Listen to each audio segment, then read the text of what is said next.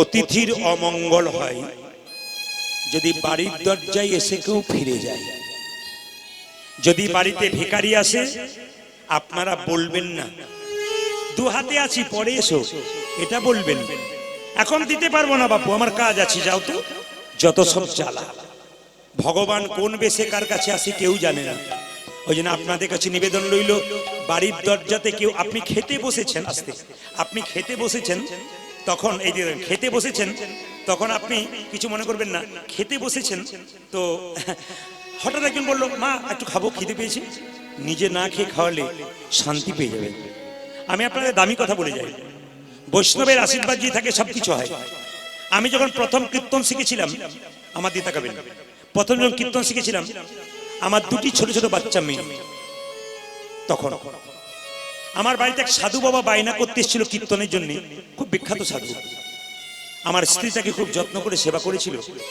তখন তিনি বলেছিলেন মা তোর ছেলে মেয়ে কটি? বলে বাবা আমার ছেলে নেই, দুটি মাত্র মেয়ে। সেদিন বলেছিল আই তোর মাথায় একটু আশীর্বাদ করি, তুই শত শত পুত্র কন্যার জননী হবি, তুই শত শত পুত্র কন্যার জননী হবি। তার মানে কি এই দুটো কন্যা তোর নয়, শত শত পুত্র কন্যার জননী হবি। এখন আমার স্ত্রী বলে সত্যি সত্যি আমি শত শত পুত্র কন্যার জননী। প্রতিদিন আমাদের বাড়িতে কত ভক্ত যায়, সবাই মা বলে ডাকে।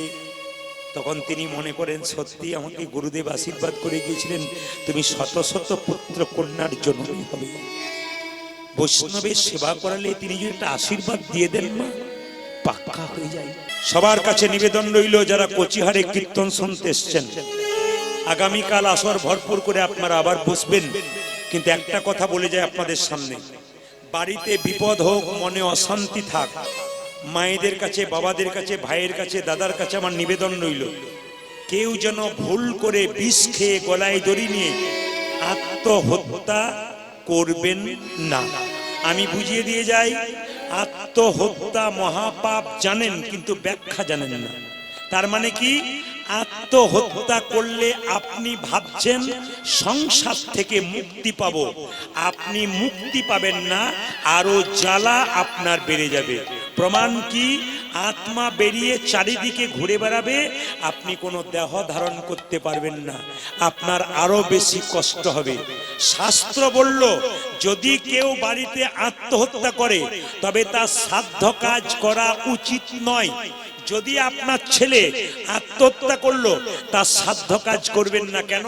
আপনার সঙ্গে বেঈমানি করেছে, আপনি কত কষ্ট করে মানুষ করলেন, আপনার সঙ্গে বেঈমানি করে চলে গেছে। শাস্ত্র বলছে তার কোনো সাধ্য কাজ করা উচিত নয়। দ্বিতীয় কথা মন দিয়ে শুনবেন, আপনি যদি কোনো ভাড়া বাড়িতে থাকেন, সেই ভাড়া বাড়িটা ভেঙে দেওয়ার অধিকার আপনার নাই। যিনি মালিক তিনি নষ্ট করবেন, আপনার নষ্ট করার দায়িত্ব নাই। যে বাড়িতে আপনি ভাড়া থাকেন সেই বাড়ি যদি আপনি নষ্ট করেন, যিনি বাড়ির মালিক তিনি কিন্তু আপনাকে ছেড়ে কথা কইবেন না। এই যে দেহ বাড়ি পেয়েছেন এই মালিক কিন্তু আমরা নই, তিনি মালিক। এই দেহ বাড়িকে আপনি আত্মহত্যা করে নষ্ট করবেন, তার জন্য আপনি শাস্তি পাবেন কার কাছ থেকে? ভগবান শ্রীকৃষ্ণের কাছ থেকে। ওই জন্য আত্মহত্যা আপনারা কেউ করবেন না। তবে বলে রাখি মায়েরা, সংসারে আসতে, সংসারে যদি আপনাকে কেউ দেখতে না পাচ্ছে আপনি সরে যান।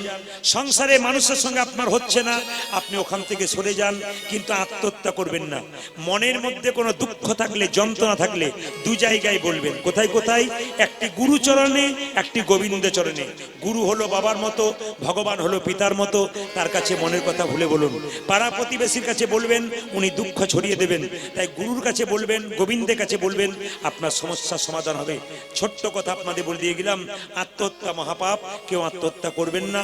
বারবার নিবেদন, এই সুন্দর দেহ, সুন্দর মানব জন্ম বহু কষ্ট করে পেয়েছেন, কৃপা করে এই মানব জন্মটা আপনারা নষ্ট করবেন না। গোবিন্দের নামে আপনারা নিয়ে গিয়ে সাহায্য দেবেন। আপনি উপরে, নেবেন উনি নিচে। যিনি দান করেন তিনি ওপরে থাকেন। আস্তে, যিনি দান করেন তিনি নাম দেন না, যিনি নাম দান করেন প্রকৃত তিনি নাম দেন না। আপনি বাড়িতে 10 জনকে খাওয়াতে পাচ্ছেন না, আপনার সেবার দ্বারা, দানের দ্বারা যদি 10 জনের সেবা হয়, একটা অনুষ্ঠান হয়, কৃপা তো আপনার হয়ে যাবে, উনার নয়, আপনার হবে। কেন বলুন তো? তাকান, একজন মাতাল আপনার দরজায় গিয়ে বলছে মা 10 দিন খাই নাই, মিথ্যা কথা বলছে, মিথ্যা কথা বলছে, 10 দিন খাই নাই। আপনি দরদি মানুষ, প্রেমিক মানুষ, কি করলেন?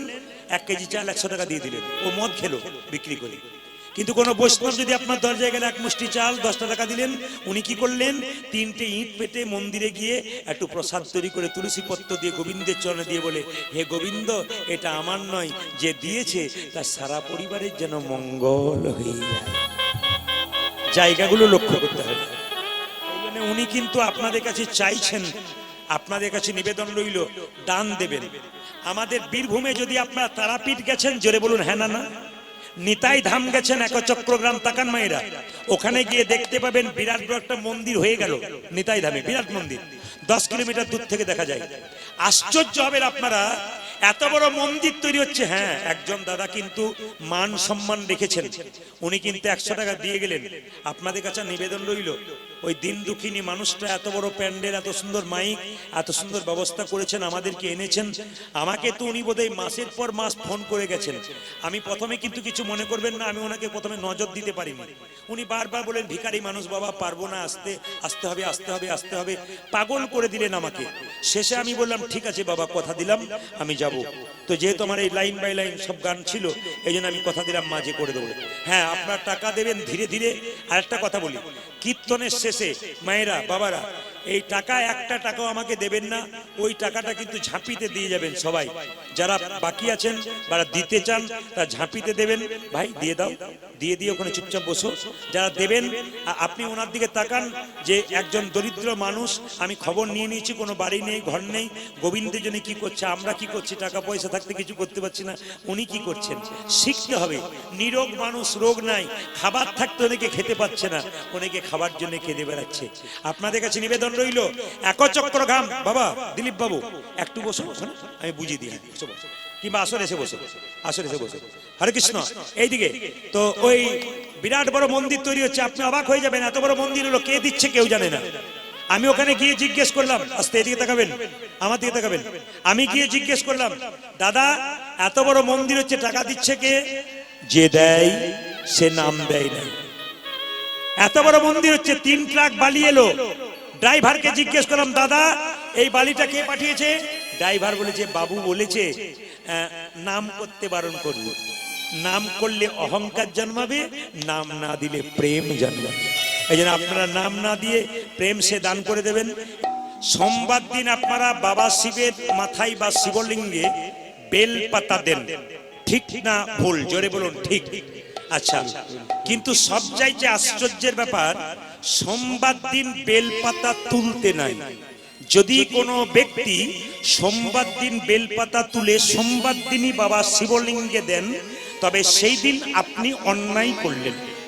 শিবলিঙ্গে বেলপাতা দিতে গেলে আগের দিন তুলতে হবে, 2-4 দিন আগে তুলে রাখতে পারেন, জলে ভিজিয়ে রাখতে পারেন, তারপর দেবেন। সোমবার দিন তোলা যাবে না। 1, 2, আপনারা মা মনসা, মা কালী, সমস্ত দেবদেবীর মন্দির পরিক্রমা করবেন 3 বার।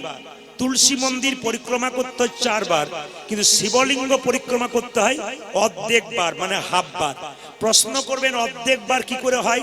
আমার দিকে তাকালে আপনারা বুঝতে পারবেন যে শিবলিঙ্গে অর্ধেক বার পরিক্রমা কিরকম। ধরুন শিবলিঙ্গের যে জলটা যাচ্ছে, এখানে জল ঢালছেন, জল দেওয়ার একটা পথ আছে, কিন্তু আপনি এখান থেকে এতটা এলেন, আবার ঘুরলেন, কিন্তু আপনি কি করলেন? চারিদিকে ঘুরে দিলেন না। এইখান থেকে এতটা এলেন, আবার এখান থেকে এতটা, কিন্তু ঘুরলেন না। যদি গোটাই ঘুরে দেন তাহলে পুরো পরিক্রমা হয়ে যাবে। অর্ধেকটা, এখান থেকে এতটা, এখান থেকে এতটা। বেলপাতা 3টে দিলে ভালো হয়, 5টা দিলে ভালো হয়। সবসময় বাবাকে বেলপাতা দেবেন, তখন মাথায় রাখবেন যেন বিজোড় হয়, জোর যেন না হয়। এখন লক্ষ্য করুন মায়েরা, যেই না ভবানী দেবী গলায় কাপড়টা নিয়ে, আপনাদের একটা নিবেদন রইল, যে যেখানে বসে আছেন, এই যে আপনারা চাদরটা দেখতে পাচ্ছেন, এই চাদরটা কিন্তু আসামের চাদর। আসলে আমি আসামে প্রচুর গান করি, আসাম, কোচবিহার, জলপাইগুড়ি, প্রত্যেকটি জেলায় জেলায়, রাজ্যে রাজ্যে আমার চাপা গান আছে। সব জেলাকে ভাগ করতে হয়, সব রাজ্যকে ভাগ করে দিতে হয়। যেমন দক্ষিণ দিনাজপুর এবছর ভাগে পেয়েছে 7টা লীলা। আপনাদের এদিকে 5টা আর প্রতিরাম 2টো, মানে 7টা লীলা কিন্তু এই পাশে ভাগে পড়েছে। প্রত্যেকটি জেলায় জেলায় ভাগ থাকে আর কি। তা আপনাদের কাছে নিবেদন রইল, যে যেখানে বসে আছেন আমার দিকে তাকাবেন, এই যে গলায় নেওয়া হয়েছে এটা আপনার নামাবলী নেন, এটা আমরা নিই, কিন্তু এইটা কেন নেওয়া হয়, গামছা নেয় অনেকে, তার মানে কি বিনয়ী ভাব। যখনই মায়েরা সন্ধ্যা প্রদীপ দিতে যাচ্ছেন এখানে কাপড়টা নেওয়া মানে কি বিনয়ী ভাব। আমার বাবা, আপনার মা মারা গেল, ভোজ হচ্ছে, প্রচুর লোক সেবা করছে, আপনি কাছে গিয়ে কি বলবেন, বাবা সেবা ভালো হয়েছে তো? যদি খারাপ হয়েছে আপনি কি বলবেন, হ্যাঁ হ্যাঁ ঠিক আছে, কোনো অসুবিধা নেই, ভালো হয়েছে বাবা। তার মানে কি আপনার বিনয়ী ভাব আপনার যেগুলো কম থাকবে সেগুলোকে পরিপূর্ণ করে দেবে। যেমন ওনার বিনয়ী ভাব সবকিছুকে পরিপূর্ণ করে দিচ্ছে, সেরকম বিনয়ী ভাব করতে গেলে গলায় কাপড়টা এরকম করে নিতে হয়। পুরুষ মানুষের গামছা নিতে হয়, এটা নিতে হয়, কিংবা কোন একটা নামাবলী নিতে হয়। তবে মাথায় রাখবেন, নামাবলী যখন নেবেন বাবারা, নামাবলী কিন্তু কোনোদিন গায়ে নিতে নেই। কখন নিতে হয়, নামাবলী সম্ভবত বিশেষ করে মাথায় পাগড়ি বাঁধতে হয় নামাবলী। আর যদি কেউ গলায় এরকম করে নিতে পারে সেটাও পারা যায়। আর যদি আপনি গোটা গায়ে নেবেন চাদরের মতো করে, তাহলে যখন আপনি ভগবানের ভজন করবেন তখন আপনি সেই সময়টাতে নিতে পারবেন। বাকি সময় কিন্তু মাথায় নামাবলী বেঁধে যেতে হয়। এই নিয়মগুলো আপনাদের জানতে হয়। বাচ্চা জন্ম নিলে মুখে কি দিতে হয় জোরে বলুন? নিমপাতা। বাচ্চা জন্ম নিলে মুখে কি দিন আপনারা জোরে বলবেন, কিন্তু আপনাদের নিয়ম আলাদা থাকতে পারে। মধু। আচ্ছা মায়েরা হাত তুলে বলবেন, যারা বাচ্চাকে মুখে মধু দিন, আপনাদের মনে বিশ্বাস আছে যে মধু দিলে বাচ্চা মিঠা মিঠা কথা বলবে, তাই তো? হাত তুলে বলুন তো, কার বাচ্চা বড় হয়ে মিষ্টি কথা বলছে? যত বড় হচ্ছে মা কোনো কথা বললে চুপ করো, খালি চুপ করো, এই তো হচ্ছে ব্যাপার। তাহলে আপনারা প্রশ্ন করবেন, প্রদীপ বাবু এই মধুটা কেন দেওয়া হয়? এই দিকে তাকাবেন, মধুটা কেন দেওয়া হয় জেনে নিন আপনারা। ডাক্তার বাবু বলছে কোনো বাচ্চা জন্ম নিয়ে যদি কান্নাকাটি না করে, নার্সিং হোমে হসপিটালে দেখবেন বাচ্চাকে থাপ্পড় মেরে মেরে কান্না করায়। যে বাচ্চা জন্ম নিয়ে কান্নাকাটি করে না, ও বাচ্চা সুস্থ বাচ্চা নয়, অসুস্থ বাচ্চা। এইবার দেখুন, বাচ্চা জন্ম নিয়ে মায়ের দুধ পান করতে পারে না, তখন বাচ্চা খুব কান্নাকাটি করে, বাচ্চার কান্না বন্ধ করার জন্য মুখে মধু দেয়, মিষ্টি কথা বলার জন্য নয়। প্রশ্ন করবেন, তাহলে মধু দেওয়ার নিয়ম কখন? আপনারা যেটা করেছেন সেটা নয়, বাচ্চাদের মধু দেওয়ার নিয়মটা বলে দিই আপনাদের। এবার আগামী থেকে দেবেন, আপনার বাচ্চা মিষ্টি মিষ্টি কথা বলবে। আমি আগে বইটা রেফারেন্স দিই। বইটার নাম হচ্ছে হিন্দু ধর্ম কি এবং কেন। বইটার লেখক হচ্ছে লোকনাথ কবিরাজ। ভালো করে খুলে দেখবেন, পরিষ্কার করে লেখা আছে, আমি বলি নাই, বইটাতে লেখা আছে। কি লেখা আছে? যে কোনো বাচ্চা জন্ম নেবার পর কদিন পরে অসহ্য গৃহ থেকে নিয়ে যাওয়া হয় জোরে বলুন? 42 দিন পর। 42 দিন পর? কতদিন পর? 21 দিন নয়? আপনাদের 1 মাস, আমাদের 21 দিন। আচ্ছা বেশ ঠিক আছে, 1 মাস পর নিয়ে যান তো। এদিকে 1 মাস পর, এদিকে গন্ডগোল হচ্ছে খুব জোর, ডান দিকে গন্ডগোল হচ্ছে, ডান দিকে গন্ডগোল বন্ধ করুন, ডান দিকে গন্ডগোল বন্ধ করুন। হরে কৃষ্ণ। 21 দিন পর আমাদের আপনাদের 1 মাস পর নিয়ে যাওয়া হয়। যদি কোনো বাচ্চাকে 1 মাস পর স্নান করিয়ে ভগবানের মন্দিরে একটু মধু দিয়ে ভগবানের কাছে প্রার্থনা করতে পারেন, হে প্রভু আমার মেয়ে বা ছেলের মিষ্টি মিষ্টি কথা হোক। গভীর গৃহসূত্রকার বলে একটা বই পরিষ্কার করে বলছে, আপনার বাচ্চা মিষ্টি মিষ্টি কথা বলবে। আগামীতে যাদের বাচ্চা হবে তারা 21 দিন পর বা 30 দিন পর অসহ্য গৃহ থেকে গিয়ে দেখবেন প্রমাণ হয় কিনা। দ্বিতীয় বলছে, যেদিন বাচ্চার অন্নপ্রাশন হয়, অন্নপ্রাশন মানে মুখে ভাত। মায়েরা, বাচ্চাদের অন্নপ্রাশন কেন করা হয়? করতে হবে নাকি? শাস্ত্র বলছে কেন করা হয়। মায়ের পেটে বাচ্চা থাকাকালীন মা যা খাবার খায় তার ময়লা খাবারগুলো বাচ্চা খায়। ওই মলিন ময়লা খাবারগুলো খেতে খেতে মুখটা অশুদ্ধ হয়ে যায়। ভগবানের প্রসাদ দিয়ে মুখটাকে শুদ্ধ করে অন্নপ্রাশন করা হয়। ওই অন্নপ্রাশনের আগে যদি মধু দিয়ে ভগবানের কাছে প্রার্থনা করতে পারেন, প্রসাদটা দেবার আগে, প্রভু আমার ছেলের যাতে মিষ্টি মিষ্টি কথা হয়, শাস্ত্র বলছে আপনার ছেলে মিষ্টি মিষ্টি কথা বলবে। এবার ছেলে তো হলো, নাম রাখলো বিল্লমঙ্গল। আপনাদের সামনে আমার প্রদীপ পাল একটা নিবেদন রইল, ছেলে মেয়ের নাম ভগবানের নামের সঙ্গে রাখুন, ছেলে মেয়ের নাম মহাপুরুষের নামের সঙ্গে রাখুন, ছেলে মেয়ের নাম বিদ্যাসাগর রাখুন ছেলের নাম, মেয়ের নাম বিষ্ণুপ্রিয়া রাখুন, মেয়ের নাম লক্ষ্মীপ্রিয়া রাখুন, মেয়ের নাম রাধারানী রাখুন, মেয়ের নাম আরো সুন্দর সুন্দর ভগবানের দেবদেবীর নাম যে আছে, দুর্গা রাখুন, সরস্বতী রাখুন, লক্ষ্মী রাখুন। এখন তো সব সিরিয়াল দেখে নাম রাখছে। নাম রাখছে কি? বিউটি আর সুইটি। আচ্ছা, হ্যাঁ, বাঁ দিকে তালি পড়েছে বলে বিউটি আর সুইটি। আসলে বিউটি সুইটি কম বয়সে ভালো। যখন বিউটি 60 বছর বয়স হবে, দাঁত পড়ে যাবে, চুল পেকে যাবে, তখন যদি বলা হয় বিউটি, ওর আর বিউটি থাকবে? জোরে বলুন। তাহলে বিউটি যাতে চিরকাল থাকে, নাম সেরকম রাখবেন। এইদিকে ছেলেদের নাম কৃষ্ণ, বিষ্ণু, নারায়ণ। আপনারা চিৎকার করবেন নাকি? ছেলেদের নাম নারায়ণ, বিষ্ণু, কৃষ্ণ রাখা যায়। অজামিল চরিত্রহীন চোর, মাতাল ডাক্তার কি ছিল? চোর, মাতাল ছিল, ডাকাত ছিল। ছেলের নাম কি রেখেছিল? তার স্ত্রী নাম রেখেছিল কি? নারায়ণ। একদিন অজামিল যখন মরে গেল, নারায়ণের নাম করতে করতে মরল। ছেলের নাম নারায়ণ। একদিন অজামিল কোথায় গেল? বিষ্ণু লোকে গেল। আপনাদের কাছে নিবেদন, ছেলের নাম কৃষ্ণ, বিষ্ণু, নারায়ণ ডাকবেন। ছেলেকে 5 বার ডাকবেন, 4 বার ভালোভাবে ডাকবেন, 1 বার গাল দেবেন, তাতে ক্ষতি নেই। 4 বার তো কৃষ্ণ বলে ডাকছেন।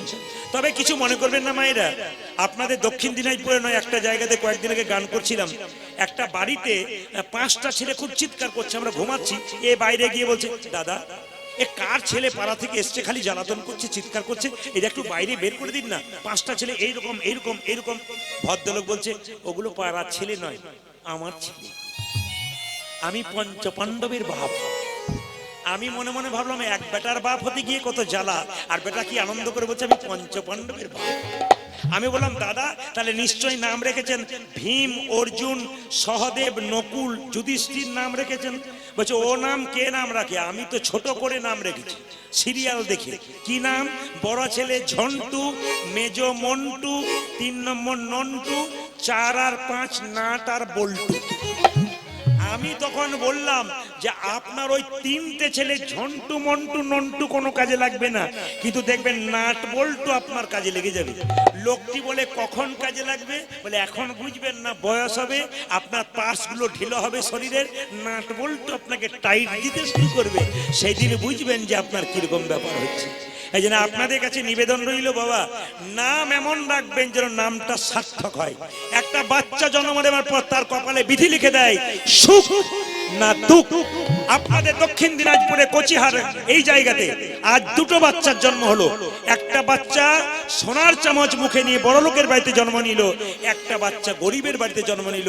কি এমন কর্ম করেছিল গো, যার জন্য একজন বড় লোকের বাড়িতে জন্ম নিল, একজন গরিবের বাড়িতে জন্ম নিল? কর্মফলে জন্ম, কিন্তু জন্মের পরে কেমন কর্ম, তার উপর পরের জন্ম। কেন? লক্ষ্য করুন, দিলীপ বাবু আজকে জন্ম নিয়েছে দরিদ্র পরিবারে, কর্মটা কিন্তু ভালো, পরের জন্মে জন্ম কিন্তু ভালো জায়গায় হবে। আবার কর্মটাকে ধরে রাখতে পারলে জন্ম জন্মান্তর ধরে গোবিন্দের চরণ। একটা বাচ্চা জন্ম নেবার পর বিধি তার কপালে লিখে দেয়, সুখ আছে না দুঃখ আছে। আমি সব ধর্মের মানুষকে সম্মান দিলাম, কি হিন্দু, কি খ্রিস্টান, কি মুসলিম, কি জৈন, সব ধর্ম সমান। কোন ধর্ম ছোট নয়, কোন ধর্ম বড় নয়। যে নিজের ধর্মকে বড় মনে করে সে পৃথিবীতে কোনোদিন ধর্ম করে না। প্রত্যেকটি ধর্মীয় মানুষকে সম্মান দেওয়া উচিত, প্রত্যেকটি ধর্মীয় জায়গাকে সম্মান দেওয়া উচিত। প্রত্যেকটি মন্দির, প্রত্যেকটি মসজিদ, প্রত্যেকটি চার্চ, প্রত্যেকটি গির্জা, প্রত্যেক জায়গাতে উনি আছেন, আলাদা আলাদা নামে আছেন। ও মায়েরা, কোথাও আল্লাহ নামে আছেন, কোথাও ভগবান গড নামে আছেন, কোথাও কৃষ্ণ নামে আছেন, কিন্তু তিনি এক। আমি কীর্তন করছি, আমি বাবার কাছে ছেলে, কাকার কাছে ভাইপো, মামার কাছে ভাগ্নে, শ্বশুর বাড়িতে জামাই, কিন্তু আমি একজন।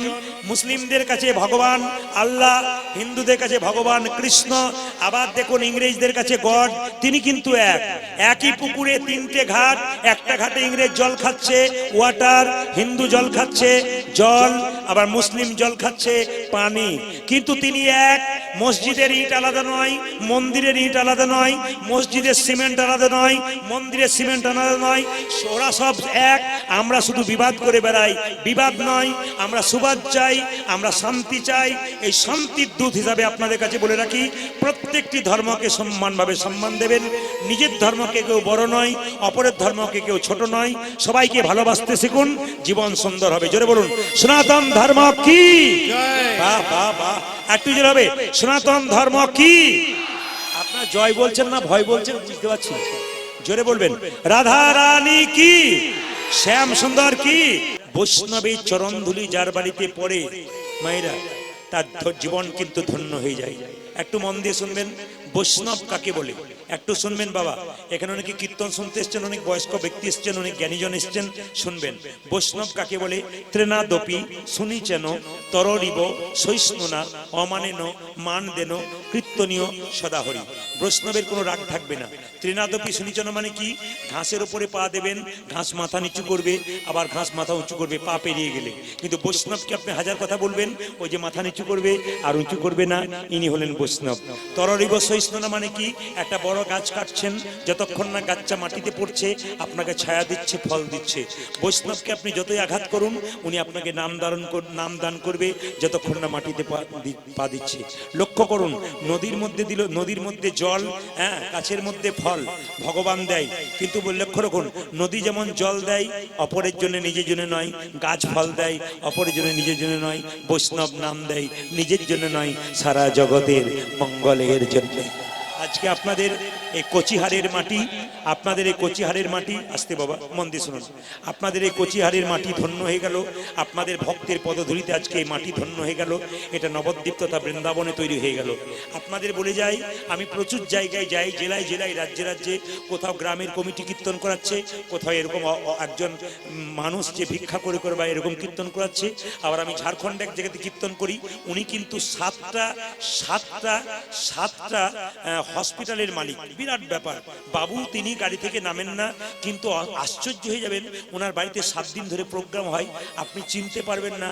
একটা ধুতি, একটা গেঞ্জি, গলায় একটা গামছা দিয়ে বৈষ্ণবদেরকে সেবা করায়, অন্ধদেরকে সেবা করায়, হাতে করে নিজের পাতা গুছিয়ে দেয়। জিজ্ঞেস করি, সবাই ওকে মামা বাবু বলে। বৃন্দাবনে যাই, বললাম মামা বাবু এত সম্পত্তির মালিক হয়ে আপনি কি করছেন?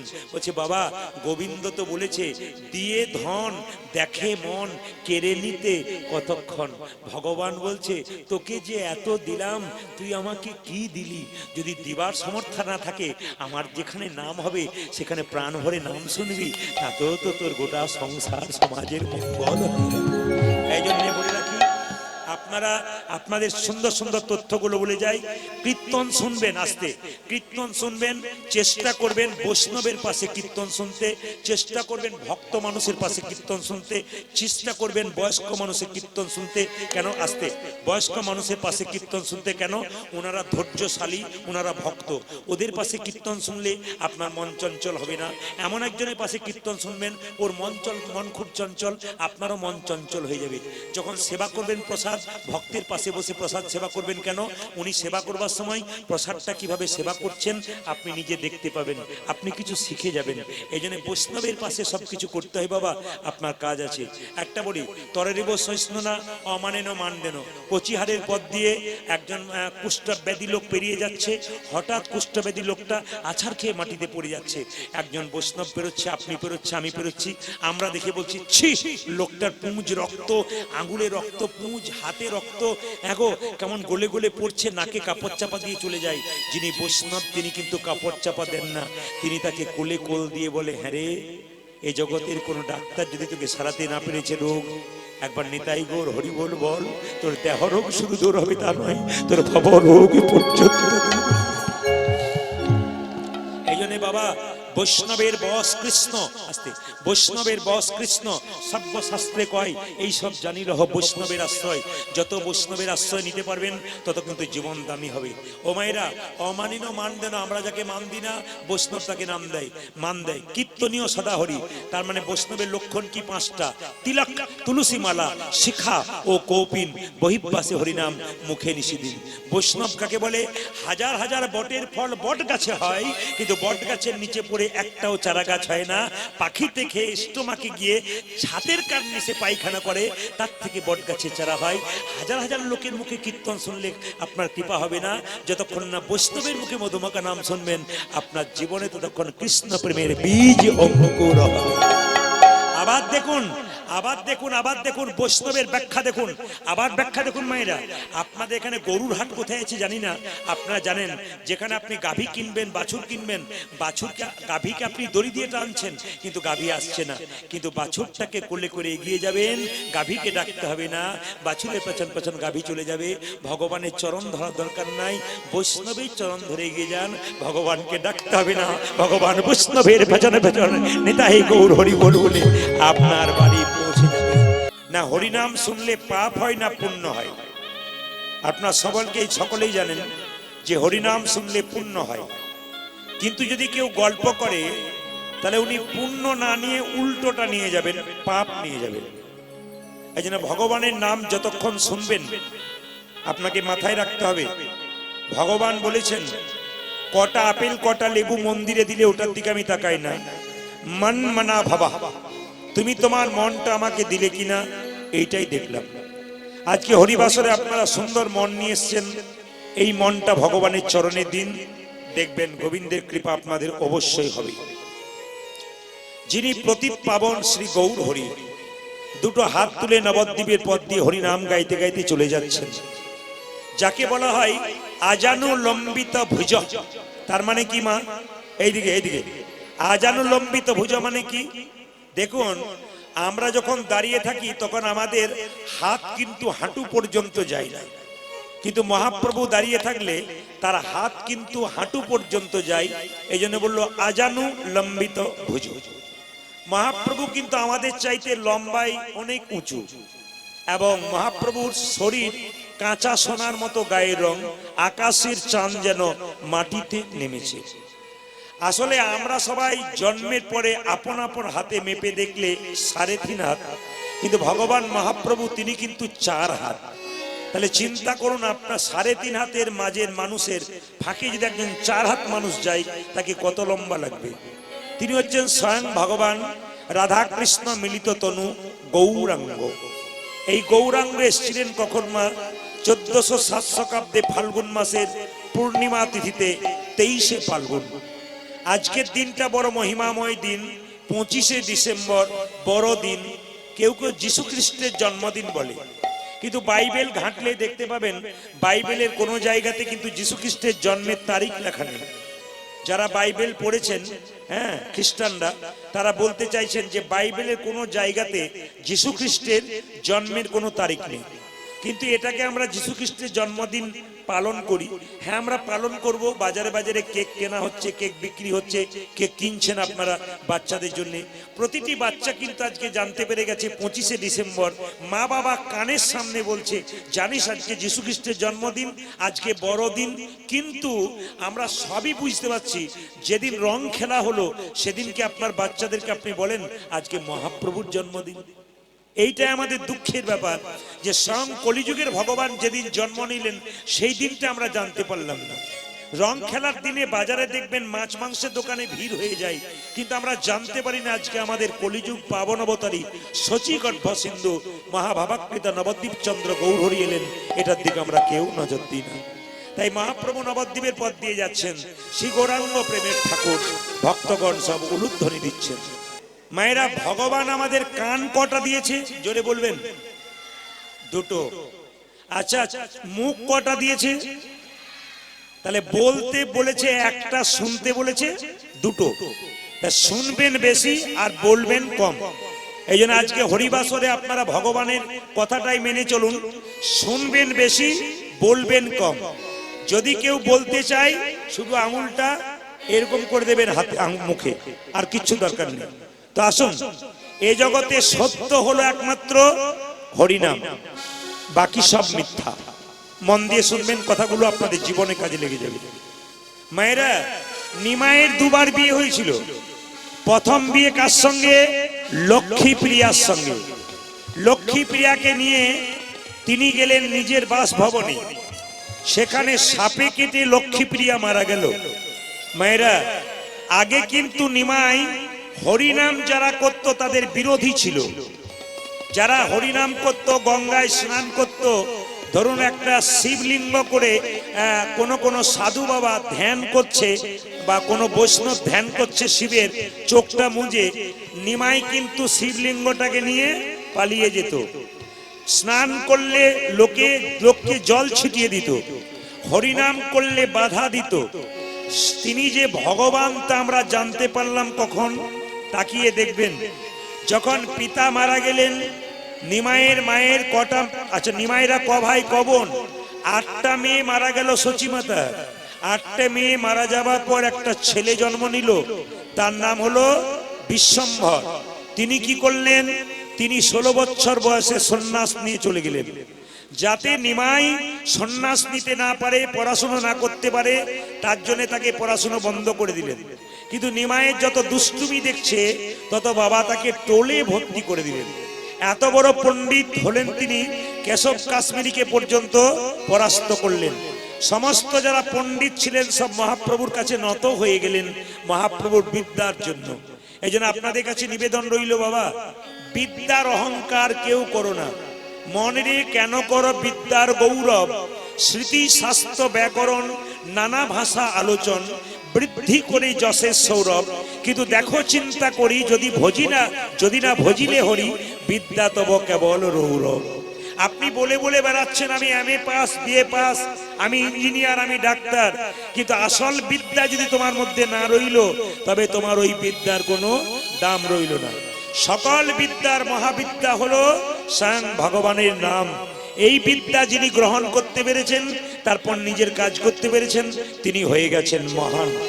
নিমাই তার মাকে বলেছিল, মা বলে কি, এ জগতে সত্য হলো হরিনাম, বাকি সব মিথ্যা। বলে প্রমাণ কি? দেখে নিন মায়েরা, আজকে আপনার দক্ষিণ দিনাজপুরে জন্ম হয়েছে, এখানে আপনার বিয়ে হলো, স্বামী পেলেন, সন্তান পেলেন, কন্যা পেলেন, পুত্র পেলেন, কিন্তু আবার এখানে মারা গেলেন, আপনার বীরভূমে জন্ম হলো আমাদের, ওখানে আপনার আলাদা স্বামী হলো, পুত্র হলো, কন্যা হলো, সংসার হলো। ওখানে মারা গেলেন, আপনার জন্ম হয়ে গেল বাংলাদেশে, ওখানে আপনি আলাদা স্বামী, পুত্র, কন্যা পেলেন। কিন্তু যত জায়গায় আলাদা আলাদা জন্ম হোক, আলাদা আলাদা সম্পর্ক হবে, স্বামী, পুত্র, কন্যা পাবেন, কিন্তু আলাদা আলাদা জায়গায় ভগবান কি আলাদা পাবেন? সব জায়গাতে ভগবান একই পেয়ে যাবেন। এই জন্য হরিনাম সত্য আর বাকি সব মিথ্যা। কে বলেছিল? নিমাই বলেছিল। মহাপ্রভু নিয়ম করলেন কি? সাধু সঙ্গ সর্বশাস্ত্রে কয়, লবমাত্র সাধু সঙ্গ সর্বসিদ্ধি হয়। বাবা আজকে যারা কীর্তন শুনতে এলেন, তারা সাধু সঙ্গ করতে এসছেন। প্রশ্ন করবেন সাধু সঙ্গ কাকে বলে? আপনাদের সামনে কোনো সাধু দেখতে পাচ্ছি না তো আমি, যিনি গেরুয়া বস্ত্র পরে আছেন, তিলক শিকা নিয়ে আছেন, তাহলে সাধু সঙ্গ হলো কি করে? মায়েরা, সাধু মানে এই নয় যে তিলক নেবে, শিখি নেবে এবং গেরুয়া বস্ত্র পরে থাকবে, আপনার দরজায় দাঁড়াবে, এটা সাধু নয়। সাধু কারা? সাধন বলে ইন্দ্রিয়কে যারা জয় করতে পেরেছে তারা সাধু। দেখবেন অনেকে ভালো ভালো কথা বলে, কি বলে? সাধু সাধু সাধু, তার মানে কি? অন্তরটা তোমার ভালো। একজন রিক্সাওয়ালাও সাধু হতে পারে, কেন? ভেতর যদি ভালো হয়। আপনারা কীর্তন শুনতে এসছেন, আপনারাও সাধু হতে পারতেন যদি আপনাদের হৃদয় ভালো থাকে। সাধু হবেন আপনারা। সাধু একজন স্কুলের শিক্ষক হতে পারেন, সাধু একজন পুলিশ অফিসার হতে পারেন। কেন বলুন তো? যিনি সাধুত্ব বজায় করে, সাধন বলে ইন্দ্রিয়কে জয় করে দেন, প্রেম ভক্তি যার মধ্যে আছে, তিনি সাধু। এখন সাধু সঙ্গ করলে কি হয়? এই যে আপনারা যে কীর্তন শুনতে এসছেন, সাধু সঙ্গ। সাধু সঙ্গ করলে কি হয়? একদিন নারদ মুনি কৃষ্ণকে প্রশ্ন করলো, প্রভু সাধু সঙ্গ করলে কি হয়? ভগবান বলল, নারদ এখান থেকে তুমি 1 কিলোমিটার দূরে যাও, যাকে প্রথম দেখবে তাকে জিজ্ঞেস করবে সাধু সঙ্গ করলে কি হয়। এখন 1 কিলোমিটার দূরে গেছে, কাউকে দেখতে পায় নাই, হঠাৎ দেখতে পেল একটা গোবরে পোকা। জিজ্ঞেস করলো নারদ, দেখতে পেলো কাউকে দেখতে পেলো না, জিজ্ঞেস করলো, এ গোবরে পোকা, সাধু সঙ্গ করলে কি হয়? গোবরে পোকাটা মরে গেল। হঠাৎ এসে নারদ মুনি ভগবানকে বলছে, প্রভু এই তোমার সাধু সঙ্গ? আরে যাকে জিজ্ঞেস করলাম সে বেটা তো মরে গেল। ভগবান বলছে, আরেকবার যাও। বলে কত? এখান থেকে 10 কিলোমিটার দূরে যাকে প্রথম দেখবে তাকে জিজ্ঞেস করবে সাধু সঙ্গ করলে কি হয়। মায়েরা, নারদ হাঁটতে হাঁটতে 10 কিলোমিটার গেছে, হঠাৎ দেখতে পেল একটা গাছের গর্তের মধ্যে একটা পাখির বাচ্চা মুখ বাড়াচ্ছে। ওকে জিজ্ঞেস, পাখির বাচ্চা সাধু সঙ্গ করলে কি হয়? পাখির বাচ্চাটা মরে গেল। নারদ এসে বলছে, প্রভু আমি আর যাবো না, যাকে জিজ্ঞেস করছি সে বেটা মরছে। বলছে 12 কিলোমিটার দূরে যাও, যাকে প্রথম দেখবে তাকে জিজ্ঞেস করবে সাধু সঙ্গ করলে কি হয়। 12 কিলোমিটার দূরে গেল, মা কাউকে দেখতে পেল না। একটা গাভীর বাছুর ঘাস খাচ্ছিল, ওকে জিজ্ঞেস করছে, এই বাছুর সাধু সঙ্গ করলে কি হয়? বাছুরটা মরে গেল। যখনই বাছুরটা মরে গেল নারদ মুনি ভগবানকে এসে বলছে, প্রভু এই কান মুড়লাম নাক মুড়লাম, আমি আর যাবই না। বলে কেন?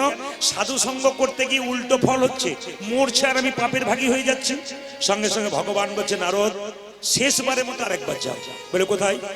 এই দক্ষিণ দিনাজপুরের জায়গাটার নাম মনে পড়ছে, গোচিহারের কাছে একটা জঙ্গল আছে, ওখানে একটা রাজা আছে।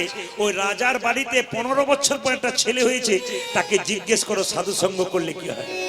নারদ বলছে, আমাকে তুমি বোকা পেয়ে গেছো। গাভীর বাচ্চাটার মা ছিল না, বাছুর মরে গেলে মা ছেড়ে দেবে, সিং পেটে ঢুকিয়ে দেবে। পাখির বাচ্চাটার মা ছিল না, ঠুকরে দিত মাথায়, নেহাত নাই বলে। এখন রাজার 15 বছর পরে ছেলে হয়েছে, জিজ্ঞেস করি সাধু সঙ্গ করলে কি হয়। বেটা যদি মরে যায় তাহলে আমি আর ফিরে আসবো? আমি আর যাব না ঠাকুর। ভগবান বলছে, নারদ, বলে কি? রাখে হরি তো মারে কে? নারদ বলছে, কথাই তোমার বিশ্বাস নাই, তবে দেখি একবার গিয়ে। তুমি যখন, আচ্ছা মায়েরা কিছু মনে করবেন না, সবাই বলবেন নারদকে চেনেন? জোরে বলুন, নারদের নাম শুনেছেন? নারদকে চেনেন? এমন ভাবে বলছেন যে আপনাদের পাড়ার লোক বোধ হয়। না না, আমি ওই নারদের কথা বলি নাই। কোন নারদের কথা বলছি? যে নারদ পাড়াতে পাড়াতে থাকে, আপনার কথা আমাকে, আমার কথা আপনাকে বলে ঝগড়া লাগাই, ওই নারদ নয়। আমি কোন নারদের কথা বললাম? যে নারদ ভক্ত আর ভগবানের মধ্যে মিলন ঘটিয়ে দেয়, আমি সেই নারদের কথা বললাম। মেয়েরা, ওই নারদ চলেছে রাজার বাড়ি 15 কিলোমিটার দূরে জঙ্গলের মধ্যে। নারদের হাতে বীণা, গাইতে গাইতে যাচ্ছে। শুনছেন কিনা দেখি। নারদ এলো কোথায়? রাজার বাড়ি না জমিদারের বাড়ি? জোরে বলুন। একজন বলছে জমিদারের বাড়ি। কার বাড়ি এলো? রাজার বাড়ি। এইবার রাজাকে, নারদ মুনিকে দেখে রাজা, বাবারে কি আমার ভাগ্য ভালো মুনিবর, আপনি এসেছেন, পেন নাম আপনাকে। তা আপনি কি জন্য এসেছেন? রাজা বলছে, আপনার নারদ বলছে, আপনার নাকি একটা ছেলে হয়েছে। বলে একটা মানে 15 বছর পরে সাধ্যি সাধনা করে আমি একটা ছেলে পেয়েছি। নারদ বলল, একটি প্রশ্ন করতাম আপনার ছেলেকে। সঙ্গে সঙ্গে রাজা বলছে, একটি মানে তুমি 10টা করতে পারো। সঙ্গে সঙ্গে নারদ বলছে, যে বাড়িতে প্রশ্ন করব তার পেছন দিকে দরজা আছে তো? কিছু বুঝলেন? যে বাড়িতে প্রশ্ন করবো তার পেছন দিকে দরজা আছে? বলছে একটা মানে 3টে আছে। নারদ বলছে, তাহলে বাঁচার উপায়ও আছে। এখন লক্ষ্য করুন, এরা বাচ্চা শুয়ে আছে, আর নারদ এক পা বাইরে এক পা ভেতরে। এ খোকা, সাধু সঙ্গ করলে কি হয়? বাচ্চা বলে উঠলো, দাঁড়াও। নারদ চমকে উঠলো, বেটা মরে গেছে না ভূত হয়ে বলছে। ছোট্ট ছেলে বলল, শোনো নারদ মুনি, সাধু সঙ্গ করলে কি হয়? প্রথমে ছিলাম গোবরে পোকা, তোমার মতো সাধু সঙ্গ করে হলাম আমি পাখির বাচ্চা। পাখির বাচ্চা তার মানে কি? জন্মটার উন্নতি হচ্ছে, গোবরে পোকা থেকে পাখির বাচ্চা, সাধু সঙ্গের জন্য। তারপর তোমার মতো সাধু সঙ্গ করে পাখির বাচ্চা থেকে হলাম আমি রাজা, গাভীর বাচ্চা। তারপর তোমার মতো সাধু সঙ্গ করে গাভীর বাচ্চা থেকে হলাম আমি রাজার ঘরের বাচ্চা। রাজার ঘরে বাচ্চা। এ জগতে যে জন হরি বাসরে এসে হরি নাম সংকীর্তন শোনে, সে তো যেমন তেমন ঘরের সন্তান হয় না, পৃথিবীর রাজা ভগবান শ্রীকৃষ্ণের সন্তান হয়ে যায়। সবাই কিন্তু কৃষ্ণের সন্তান হয়ে গেলেন। এক কৃষ্ণ নামে দেখো যত পাপ হয়, পাপীর সাধ্য নাই তত পাপ করে। আচ্ছা বলুন তো, একবার কৃষ্ণ নাম করে দিলেন, 10-12টা মার্ডার করে দিলেন, নি হরি বল বলে উদ্ধার হয়ে গেলেন? না না, বলছে হরিনাম শুনতে শুনতে যার ভেতরে আনন্দ হয়, বুঝবেন তার পাপ নাই। আর হরিনাম শুনতে শুনতে যদি মনে মনে ভাবে, কেন যে মাঝে বসলাম, বেরোতেও পাচ্ছি না, খেতেও পাচ্ছি না, এরকম ভাবনা চিন্তা যার মধ্যে আছে, তার শরীরে পাপ আছে। আর যার মধ্যে দেখবেন হরিনাম শুনতে শুনতে আনন্দ হচ্ছে, বুঝবেন তার মধ্যে আর পাপ নাই। মায়েরা, ওই যাদের মধ্যে পাপ আছে, কিছু মনে করবেন না। জ্বর হলে দেখবেন মুখে চিনি খেলে জিভটা কেমন লাগে? প্রথম প্রথম কেমন লাগে জিভটা? চিনি খেলে তিতা তিতা লাগে, কিন্তু যখন চিনি বারবার খাবেন তো জিভ মিষ্টি হয়ে যাবে। এই হরিনাম যাদের ভালো লাগে না, মহাপ্রভু তাদেরকে বললেন, এক কাজ করো, বারে বারে বলবে। আপনারা কারা কারা দীক্ষা নিয়েছেন হাত তুলুন। গুরুমন্ত্র যারা নিয়েছেন, বেশ। গুরুমন্ত্র সম্পর্কে আগামীকাল বিস্তারিত বলবো। আজ শুধু বলতে চাই, দীক্ষা শুধু নিলে হবে না, শিক্ষা নিতে হবে। দীক্ষা শুধু নিলে হবে না, শিক্ষা নিতে হবে। মায়েরা, দীক্ষা নিলে কৃষ্ণকে জানা যায়, আর শিক্ষা নিলে রাধাকে জানা যায়। তাই দীক্ষা নিলে কৃষ্ণকে জানবেন তা বললে হবে না, আপনাকে রাধা তত্ত্ব জানতে হবে, তাই জন্য শিক্ষা নিতে হবে। আমার চ্যানেল আছে কীর্তন ওয়ার্ল্ড এবং তার সঙ্গে মা মনসা চ্যানেল। আচ্ছা, হাত তুলবেন, 4 দিন পরে এই গানটা বের করবে, ইউটিউবে দেখতে পাবেন। তখন যদি কেউ হাত তুলেছেন তাহলে দেখতে ভালো লাগবে আপনার, এই দেখ আমি তুলেছি। আর কেউ যদি না তুলেছেন বলুন, দিদি আমি তুলি নাই গো, আমার ওঠে না। এটা যেন বলতে না হয়। হ্যাঁ, সবার যাতে হাত ওঠে, কিন্তু ক্যামেরা ঘোরাচ্ছে। হ্যাঁ, সবার হাত যাতে ওঠে তার জন্য হাত তুলুন, সবাই দেখতে পাবেন একসঙ্গে। দিন তোর আনন্দে যাবে ভজরে গুরু নাম, গুরু ব্রহ্মা গুরু বিষ্ণু গুরু ভগবান। দিনে তোরে আনন্দে যাবে ভজনে গুরু নাম, গুরু ব্রহ্মা গুরু বিষ্ণু গুরু ভগবান। আপনাদের তো ভাগ্য ভালো, কেন বলুন তো? কালকে আমি নয়া বাজারে ছিলাম, অর্ধেক লোক ভেতরে ঢুকেছে, অর্ধেক বাইরে, দেখতেই পেল না প্রদীপ পালকে। অনেকে টিভির মাধ্যমে দেখছে, পর্দাতে, বলছে যদি পর্দাতে দেখবো তাহলে গাড়ি ভাড়া করে এলাম কেন? আপনাদের ভাগ্য ভালো যে আপনারা এখানে সুন্দর করে বসতে পেরেছেন, হরিকথা শুনতে পেরেছেন। হাত তুলুন একসঙ্গে। দিন তোর আনন্দে যাবে গুরু ব্রহ্মা গুরু বিষ্ণু গুরু ভগবান। কিতুরি আনন্দে যাবে ভজে গুরু নাম, গুরু ব্রহ্মা গুরু বিষ্ণু গুরু ভগবান। বলো, দিন তোর আনন্দে যাবে ভজরে গুরু নাম, গুরু ব্রহ্মা গুরু বিষ্ণু গুরু ভগবান। তোর আনন্দে যাবে ভজে গুরু নাম, গুরু ব্রহ্মা গুরু বিষ্ণু গুরু ভগবান। ওরে গুরু পিতা, ওরে গুরু পিতা, বলে হরি। ওরে গুরু পিতা, গুরু মাতা, গুরু ভগবান, জগৎ গুরু শ্রীকৃষ্ণ সর্বশক্তিমান। আজি গুরু পিতা, আহা গুরু পিতা, আহা গুরু পিতা, গুরু মাতা, গুরু ভগবান, জগৎগুরু শ্রীকৃষ্ণ সর্বশক্তিমান। গুরু পিতা, ওরে গুরু। বাবা আজকের লীলা সংক্ষেপে আপনাদের সামনে তত্ত্বের মধ্যে গাই, মন দিয়ে শুনবেন। নারী যদি নারীর মতো হয়, পুরুষ ওপরে ওঠে। আস্তে এদিকে, আমার একটাই বাক্য, একটাই বক্তব্য তাদের প্রতি। কীর্তন চলাকালীন আপনার বাচ্চাকে সজাগ করুন, আপনি নিজে সজাগ হন। আমি 3 ঘন্টা থাকার সময় যে কথাগুলো বলে যাব, ওগুলো যদি 10টার মধ্যে 5টা আপনি নিতে পারেন, জীবনে ব্যবহার করতে পারেন, আপনার জীবন সুন্দর হবে। মন দিয়ে শ্রবণ করুন। লীলাটির নাম কি? বিল্লমঙ্গল ঠাকুর চিন্তামণিকে ভালোবেসেছিল, পতিতা মেয়েকে গোবিন্দ পেয়েছিল। আপনারা সবাই শুনে নিন। নারী যদি নারীর মতো হয়, পুরুষ ওপরে ওঠে। নারী যদি আনারী হয়, পুরুষ নিচে নেমে যায়। নারী ছিল চিন্তামণি, নারী ছিল চিন্তা বিল্লমঙ্গলকে কৃষ্ণচরণ পাইয়ে দিয়েছিল। কৃষ্ণ চরণে পায়ে দিয়েছিল। নারী ছিল পদ্মাবতী, জয়দেব গোবিন্দের কৃপা পেয়েছিল। জয়দেবী গোবিন্দের কৃপা পেয়েছিল। নারী ছিল রানী রজকিনীর মেয়ে, চণ্ডীদাসকে পদকর্তা তৈরি করেছিল। চণ্ডীদাসকে পদকর্তা তৈরি করেছিল। নারী ছিল রামকৃষ্ণদেবের স্ত্রী সারদা মা, যার জন্য রামকৃষ্ণদেব পরমহংস হয়েছিল। মায়েরা মন দিয়ে শুনবেন, নারীর একটা বিরাট ভূমিকা আছে। আজকে আমি প্রত্যেকটি জেলায় জেলায়, রাজ্যে রাজ্যে, আগামীতে বিদেশে যাব, কিন্তু দেখতে পাচ্ছি পুরুষ মানুষ তো কীর্তন শুনছে, আমার মায়েদের সংখ্যা দিনের পর দিন বাড়ছে। প্রত্যেকটি হরিবাসরে মায়েদের সংখ্যা বাড়ছে। আপনারা জেনে নিন, কোন পুরুষ যদি হরিনামে মতি না থাকে, তার স্ত্রী যদি হরিনামে মতি থাকে, পুরুষকে ওই রাস্তায় আনবেই। দেখে নেবেন আপনারা, কোন পুরুষ যদি বলে আমি হরি বলবো না, কীর্তন করবো না, একাদশী করবো না, তার স্ত্রী যদি করে, 100% তার পুরুষ, তার স্বামী তার রাস্তায় আসতে বাধ্য। কিন্তু কোন নারী যদি একবার ডেকে বসে আমি করবো না তুমি করো গা, সেই নারীকে সোজা পথে আনা বড় কঠিন ব্যাপার। ওই জন্য মায়েরা, নারী আনারই যেন না হয়, নারী নারীর মতো হয়। জেনে নিন, এইটা হচ্ছে কোচবিহার, জায়গাটা হচ্ছে দক্ষিণ দিনাজপুর। আমি যে জায়গার কথা বলবো, দক্ষিণ দেশের একটা গ্রাম। আপনারা সবাই মনে রাখবেন, আমি মাঝে মাঝে জিজ্ঞেস করব। গ্রামটার নাম হচ্ছে কৃষ্ণ বেন্না গ্রাম।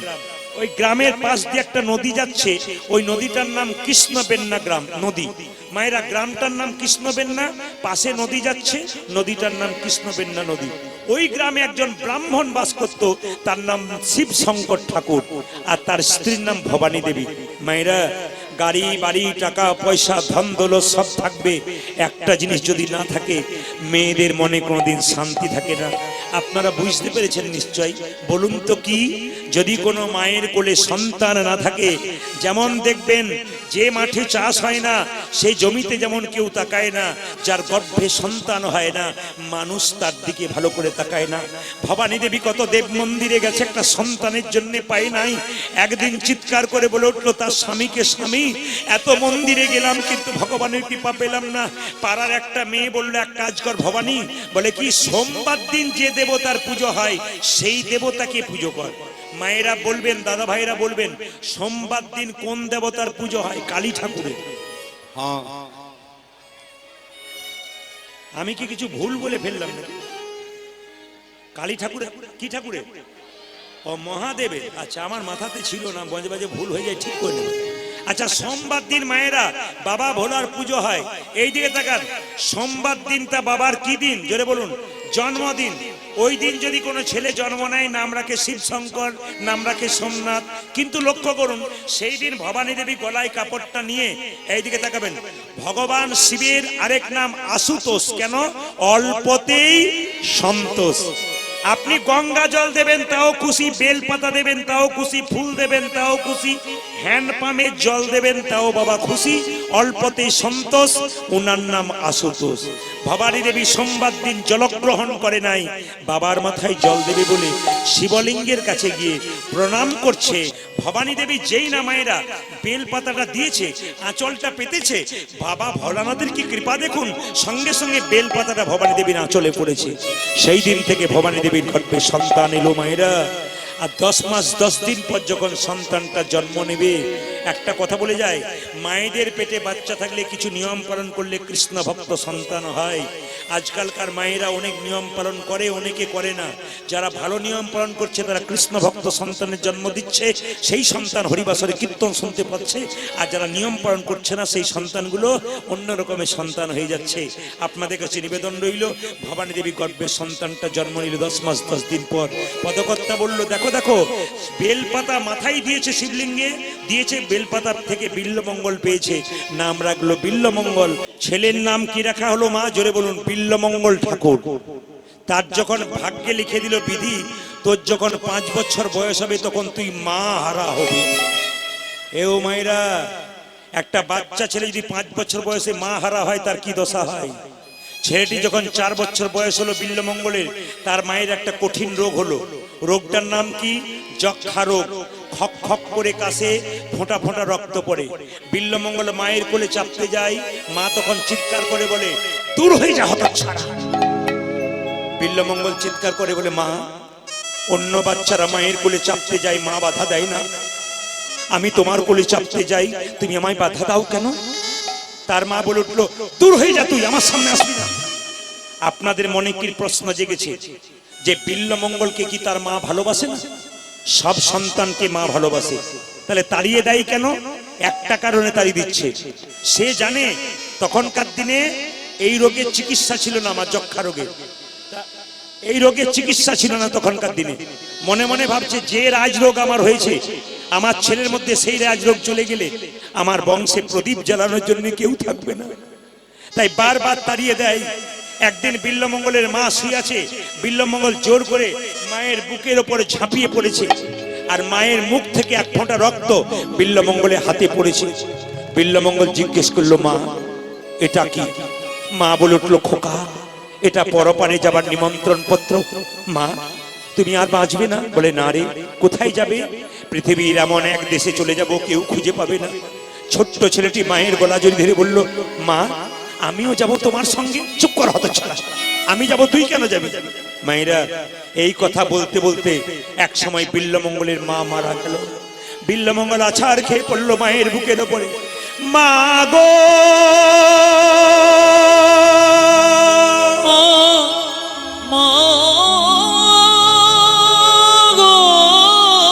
ও গো আমার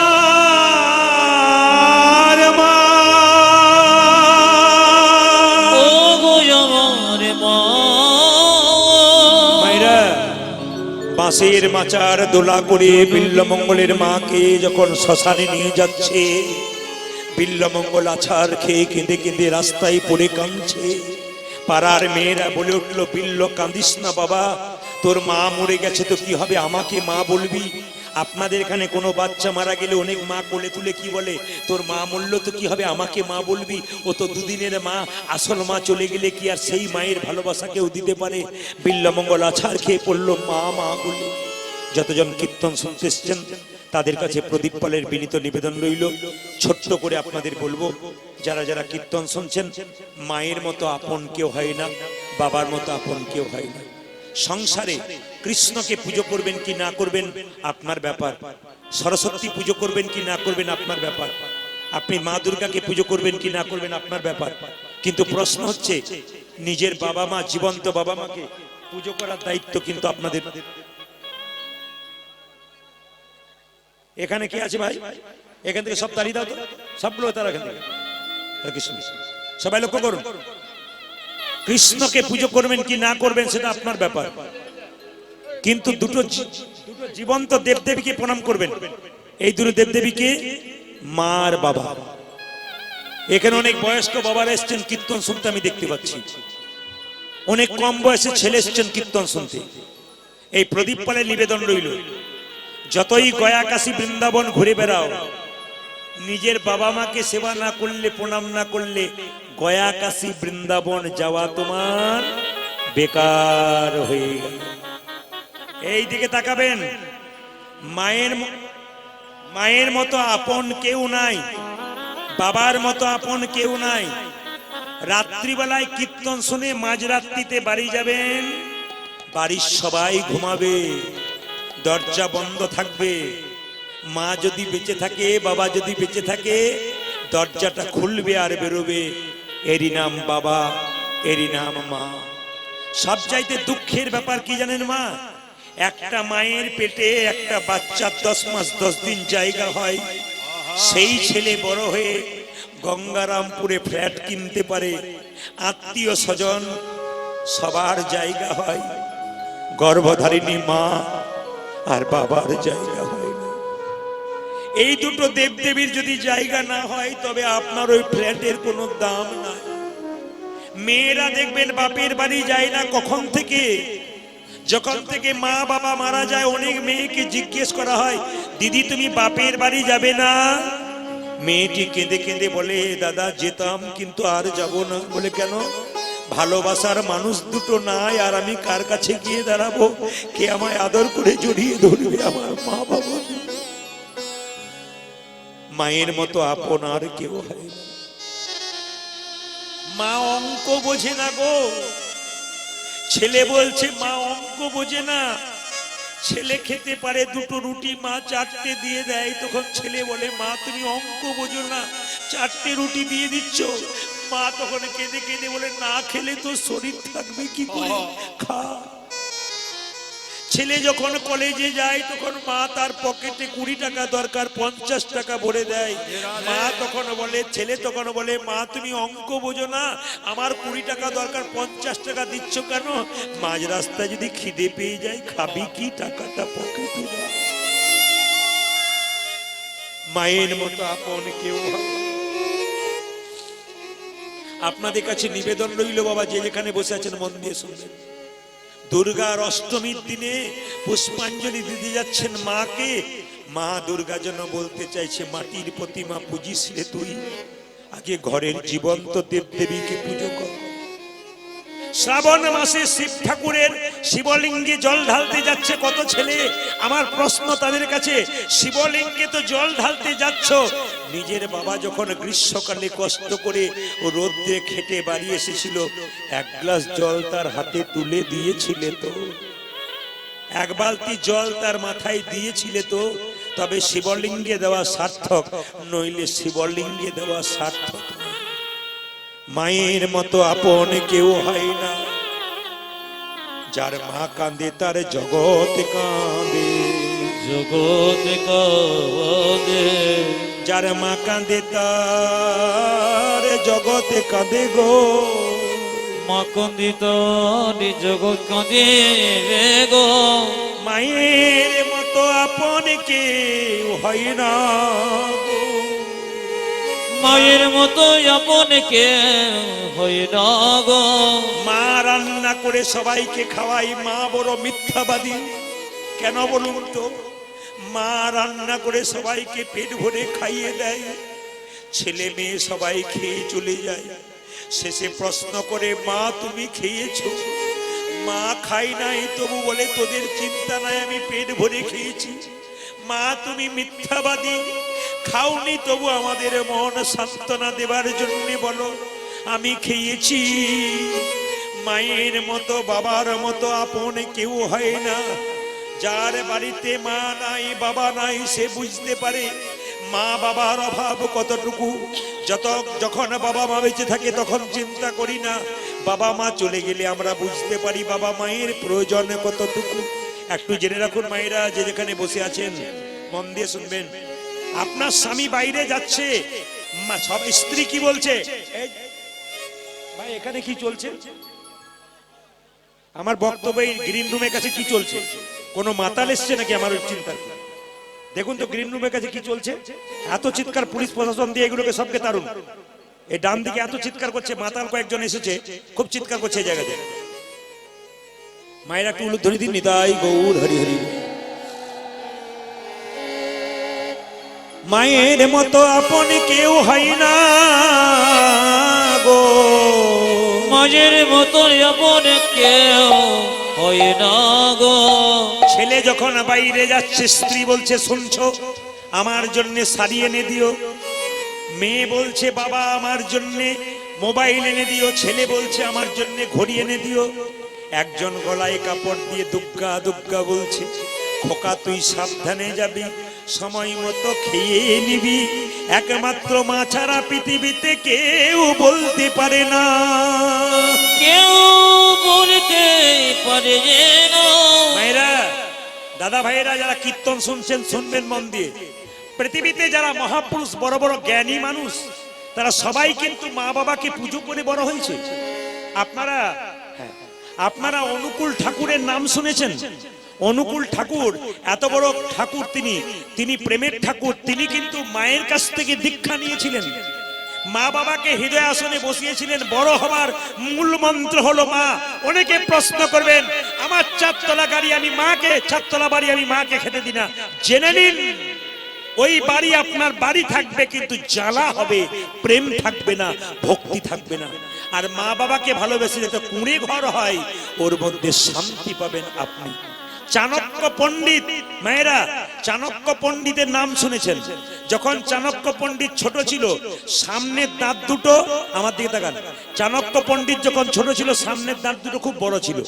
একজন জ্যোতিষ এসে বলল এই যে মা, এ তোমার ছেলের দাঁত দুটো বড় গো, লক্ষণ ভালো, তোমার ছেলে রাজা হবে। আচ্ছা বলুন তো মা, যদি কোনো মাকে কেউ বলে তোমার ছেলে রাজা হবে, মায়ের কত আনন্দ হয়। চাণক্যদেবের মা চিৎকার করে বললো খোকা তুই রাজা হবি রে। বললো কেন মা, কেন রাজা হবো? তো সামনের দাঁত দুটো বড়, লক্ষণ খুব ভালো, তুই রাজা হয়ে যাবি। সঙ্গে সঙ্গে চাণক্যদেব বললো আমি রাজা হয়ে যাবো? বলে হ্যাঁ, দেখিস বাবা রাজা হয়ে গেলে তুই আমায় ভুলে যাবি না তো?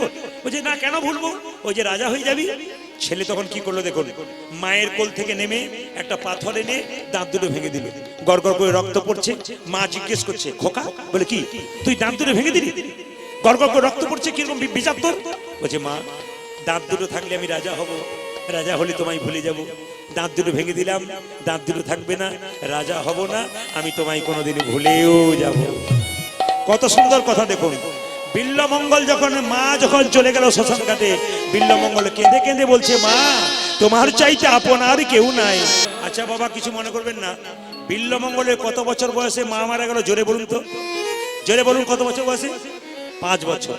আচ্ছা মায়েরা, একটা ছেলের যদি বাবা মারা যায় মা দেখবেন টেনে হিঁচড়ে মানুষ করে দেয়, কিন্তু মা যদি মারা যায় বাবা দেখবেন ছেলেকে মানুষ করতে পারে না।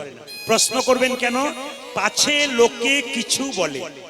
আপনি যখন ছেলেকে মারতে যাবেন পাড়া লোকে কেমন অভদ্র তুমি, হ্যাঁ সেটার মা মরে গেল তুমি মারধর করছো। শিব শঙ্কর যখন নিজের ছেলেকে বারবার আঘাত করতে যাচ্ছে, শাসন করতে যাচ্ছে, লোকে বলছে তোমার লজ্জা করে না? সেটার মা মরে গেল তুমি বারবার তাকে মারধর করছো। পাছে লোকে কিছু বলে মানুষ করতে পারলো না। মায়েরা একটা ছোট্ট কথা শুনবেন। বাচ্চা ছেলে মানুষ করতে গেলে মূল মন্ত্র শুনে রাখুন। ছোটবেলায় বাচ্চাদের শেখাবেন কি, ঘুম থেকে উঠে মুখ টুক ধুয়ে আপনি বলবেন মন্দিরে প্রণাম কর, 1, 2 দাদু ঠাকুমাকে প্রণাম কর, 3 বাবা মাকে প্রণাম কর। যদি কোনো বাচ্চাকে আপনি শুরু থেকে এটা করতে পারেন, আপনাকে 100% গ্যারান্টি দিলাম আপনার বাচ্চা কৃষ্ণ ভক্ত হচ্ছে। আর আপনার বাচ্চার পিঠে যদি আপনি একটা বিরাট ব্যাগ তুলে দিলেন আর যদি বলেন পাশের বাড়ির ছেলেটা ফার্স্ট হচ্ছে, তুই কি করছিস, লজ্জা করে না, পড়াশোনা কর, কম্পিউটার কর। না না, আপনি ছেলেকে পড়াশোনা করাবেন, কম্পিউটার করাবেন, সব করাবেন। সকালবেলায় উঠে আপনার বাচ্চাকে মানুষের মতো মানুষ করতে গেলে কিছু কাজ করতে হবে। এটা কে বলেছে না, আমাদের রামকৃষ্ণ পরমহংসদেব বলেছেন, বাচ্চা ছেলের মনটা কচি বাঁশের মতো, যেদিকে বাঁকাবেন সেদিকে বাঁকবে, বাঁশ মোটা হলে আর বাঁকবে না। এই জন্য বাচ্চাকে ছোট থেকে শিক্ষা দেবেন যেমন, বড়তে কিন্তু সেরকম হবে। দ্বিতীয় বলে দিই, চাণক্য পণ্ডিত বলল বাচ্চা ছেলের 5 বছর পর্যন্ত কোনো দোষ ধরবে না। বাচ্চা খেলবে, পড়বে, ভাঙবে, কিচ্ছু বলবে না। কিন্তু 5 থেকে 15 বছর পর্যন্ত বাচ্চাকে শাসনের চোখে রাখবে, নইলে ছেলে কিন্তু বিগড়ে যাবে। এই জন্য বলে রাখি, 5 বছর 7 বছরে বাচ্চাদের হাতে মোবাইল দেবেন না, বাচ্চা নষ্ট করে ফেলবেন আপনি। বাচ্চার যখন উপযুক্ত বয়স হবে তবে মোবাইল দেবেন, তবে বাচ্চা কিন্তু ভালো হবে। বাচ্চাকে খেলার মাঠে পাঠান, মোবাইল দিয়ে বাচ্চাকে পুতুল তৈরি করে দেবেন না, বাচ্চা মোবাইলের বশ হয়ে যাবে, আপনার ছেলে মানুষ হবে না। চাণক্যদেব বললেন 5 থেকে 15 পর্যন্ত ছেলে মেয়েকে শাসনের চোখে রাখবেন। আর ছেলে মেয়ের বয়স যখন 16 পেরিয়ে যাবে, পুত্রা মিত্রা বদাচরেত, মানে কি, ছেলে মেয়ের সঙ্গে বন্ধুর মতো ব্যবহার করবেন, ছেলে মেয়ে আপনার ঠিক থাকবে। বিল্লমঙ্গলে যখন 20 বছর বয়স হলো, কতগুলো অসৎ ছেলে বলে উঠলো, এই বিল্ল যাবি, বলে কোথায়, কৃষ্ণবেন্না নদীর ওপারে একটা সুন্দরী মেয়ে এসেছে পতিতালয়ে, নাম তার চিন্তামণি, দেখতে যাবি। চিন্তামণির বয়স 16, বিল্লমঙ্গলের বয়স 20, মনে রাখবেন কথাটা। চিন্তামণির বয়স 16, বিল্লমঙ্গলের বয়স 20। পতিতালয়ে চিন্তামণি থাকে, অসৎ সঙ্গে মিশে বিল্লমঙ্গল যখন পতিতালয়ে গেল, চিন্তামণিকে দেখার সঙ্গে সঙ্গে বিল্লমঙ্গলের প্রেম হয়ে গেল। বিল্লমঙ্গলের বয়স কত বললাম, জোরে বলুন, আমি আরো জোরে শুনতে চাই, কত বললাম? আচ্ছা, চিন্তামণির বয়স কত বললাম, 16। দুজনের মধ্যে প্রেম হয়ে গেল। এ প্রেম কিন্তু রাস্তাঘাটে স্কুল কলেজের প্রেম নয়, এ প্রেম হলো আধ্যাত্মিক প্রেম। সবাই লক্ষ্য করো মায়েরা, বিল্লমঙ্গলের কাজ বারবার বিল্লমঙ্গল চিন্তার কাছে যায়। আচ্ছা বলুন তো মায়েরা, আপনার ছেলে যদি, দাদা ভাইরা, আপনার ছেলে যদি বারবার অসৎ জায়গায় যায়, গ্রামের লোক আপনাকে বলবে না, এই যে দাদা আপনার ছেলের দিকে লক্ষ্য করেছেন, ছেলে আপনার নষ্ট হয়ে গেছে, পতিতালয়ে যাচ্ছে। শিবশঙ্করকে একজন বলো, ও ঠাকুর মশাই, তুমি তো পুজো পাঠ করছো, ছেলের দিকে নজর দিয়েছো, ছেলে কোথায় যাচ্ছে? সঙ্গে সঙ্গে শিবশঙ্কর বলল, কি করছে আমার ছেলে? তোমার ছেলে পতিতালয়ে যাচ্ছে। দেখো বাবু, ওই পতিতালয়ে যাওয়া আসা বন্ধ করো, যে তোমাকে তোমার ছেলেকে গ্রাম থেকে তাড়িয়ে দেব। বাবাকে যখন এই কথা বলেছে, বাবা বিল্লমঙ্গলকে ডেকে বলল, বিল্লমঙ্গল, তোর না 20 বছর বয়স হয়েছে, আমি পুজো পাঠ করছি, বাবা তুইও পুজো পাঠ কর। ছেলে এক কানে শুনলো, এক কানে বের করলো। বয়স 20 বছর হয়ে গেছে, আর কানে কথা ঢোকাচ্ছে না। এক সময় বিল্লমঙ্গলের বাবা মারা গেল। আপনাদের কাছে আমার নিবেদন রইল, ব্রাহ্মণদের কেউ যদি মারা যায় তবে কদিনে কাজ হয়, জোরে বলুন, শ্রাদ্ধ কাজ কদিনে হয়? আমি আপনাদের এই তত্ত্বটি বলতে বলতে দিলীপ বাবুর কাছে আদেশ রাখবো।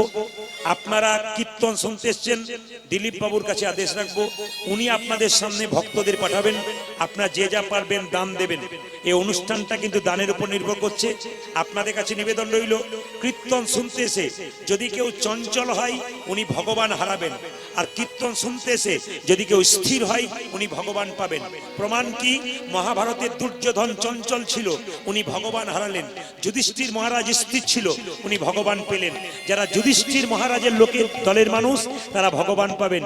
আর দুর্যোধনের মতো চঞ্চল, তারা ভগবান হারাবেন। ওই জন্য কীর্তন শুনতে এসে মনকে স্থির রাখবেন। দিলীপ বাবু লোক দেবেন, উনি যাবেন, আপনারা দানের হাতটা বাড়িয়ে দেবেন এই তত্ত্বটা শুনতে শুনতে। মায়েরা, কেউ যদি মারা যায় হাত তুলে বলবেন, দেহ মারা যায় না আত্মা মারা যায়? জোরে বলুন, কোনটা মারা যায়? জোরে বলুন। সবচাইতে ভালো লাগছে কম বয়সে ছেলেরা উত্তর দিচ্ছে, দেহ মারা যায়, আত্মা মারা যায় না। মায়েরা এইদিকে এই দেহটা যতক্ষণ আছে ততক্ষণ ভালোবাসাবাসি, এইখান থেকে প্রাণ পাখিটা উড়ে গেলে ভালোবাসা শেষ। আজকে কোচিহারে কোন একজন ব্যক্তি রাস্তায় অ্যাক্সিডেন্ট হয়ে গেল, তাকে যখন বাড়িতে নিয়ে আসা হবে আর তাকে ছপ্পর খাটে শোয়ানো হবে না, যত তাড়াতাড়ি বাড়ি মানুষ পারবে মাচা করে দোলা দিয়ে শ্মশান ঘাটে নিয়ে যাবার চেষ্টা করবে। এই জন্য বলে দিই, শাস্ত্র বলছে বাসাংসি জিন্নানি যথা বিহায় নবানি ঘিন্নাতি নরহ পরাণী তথা শরীরানি বিহায় জিন্নানান্নি সংজাতি নবানি দেহি।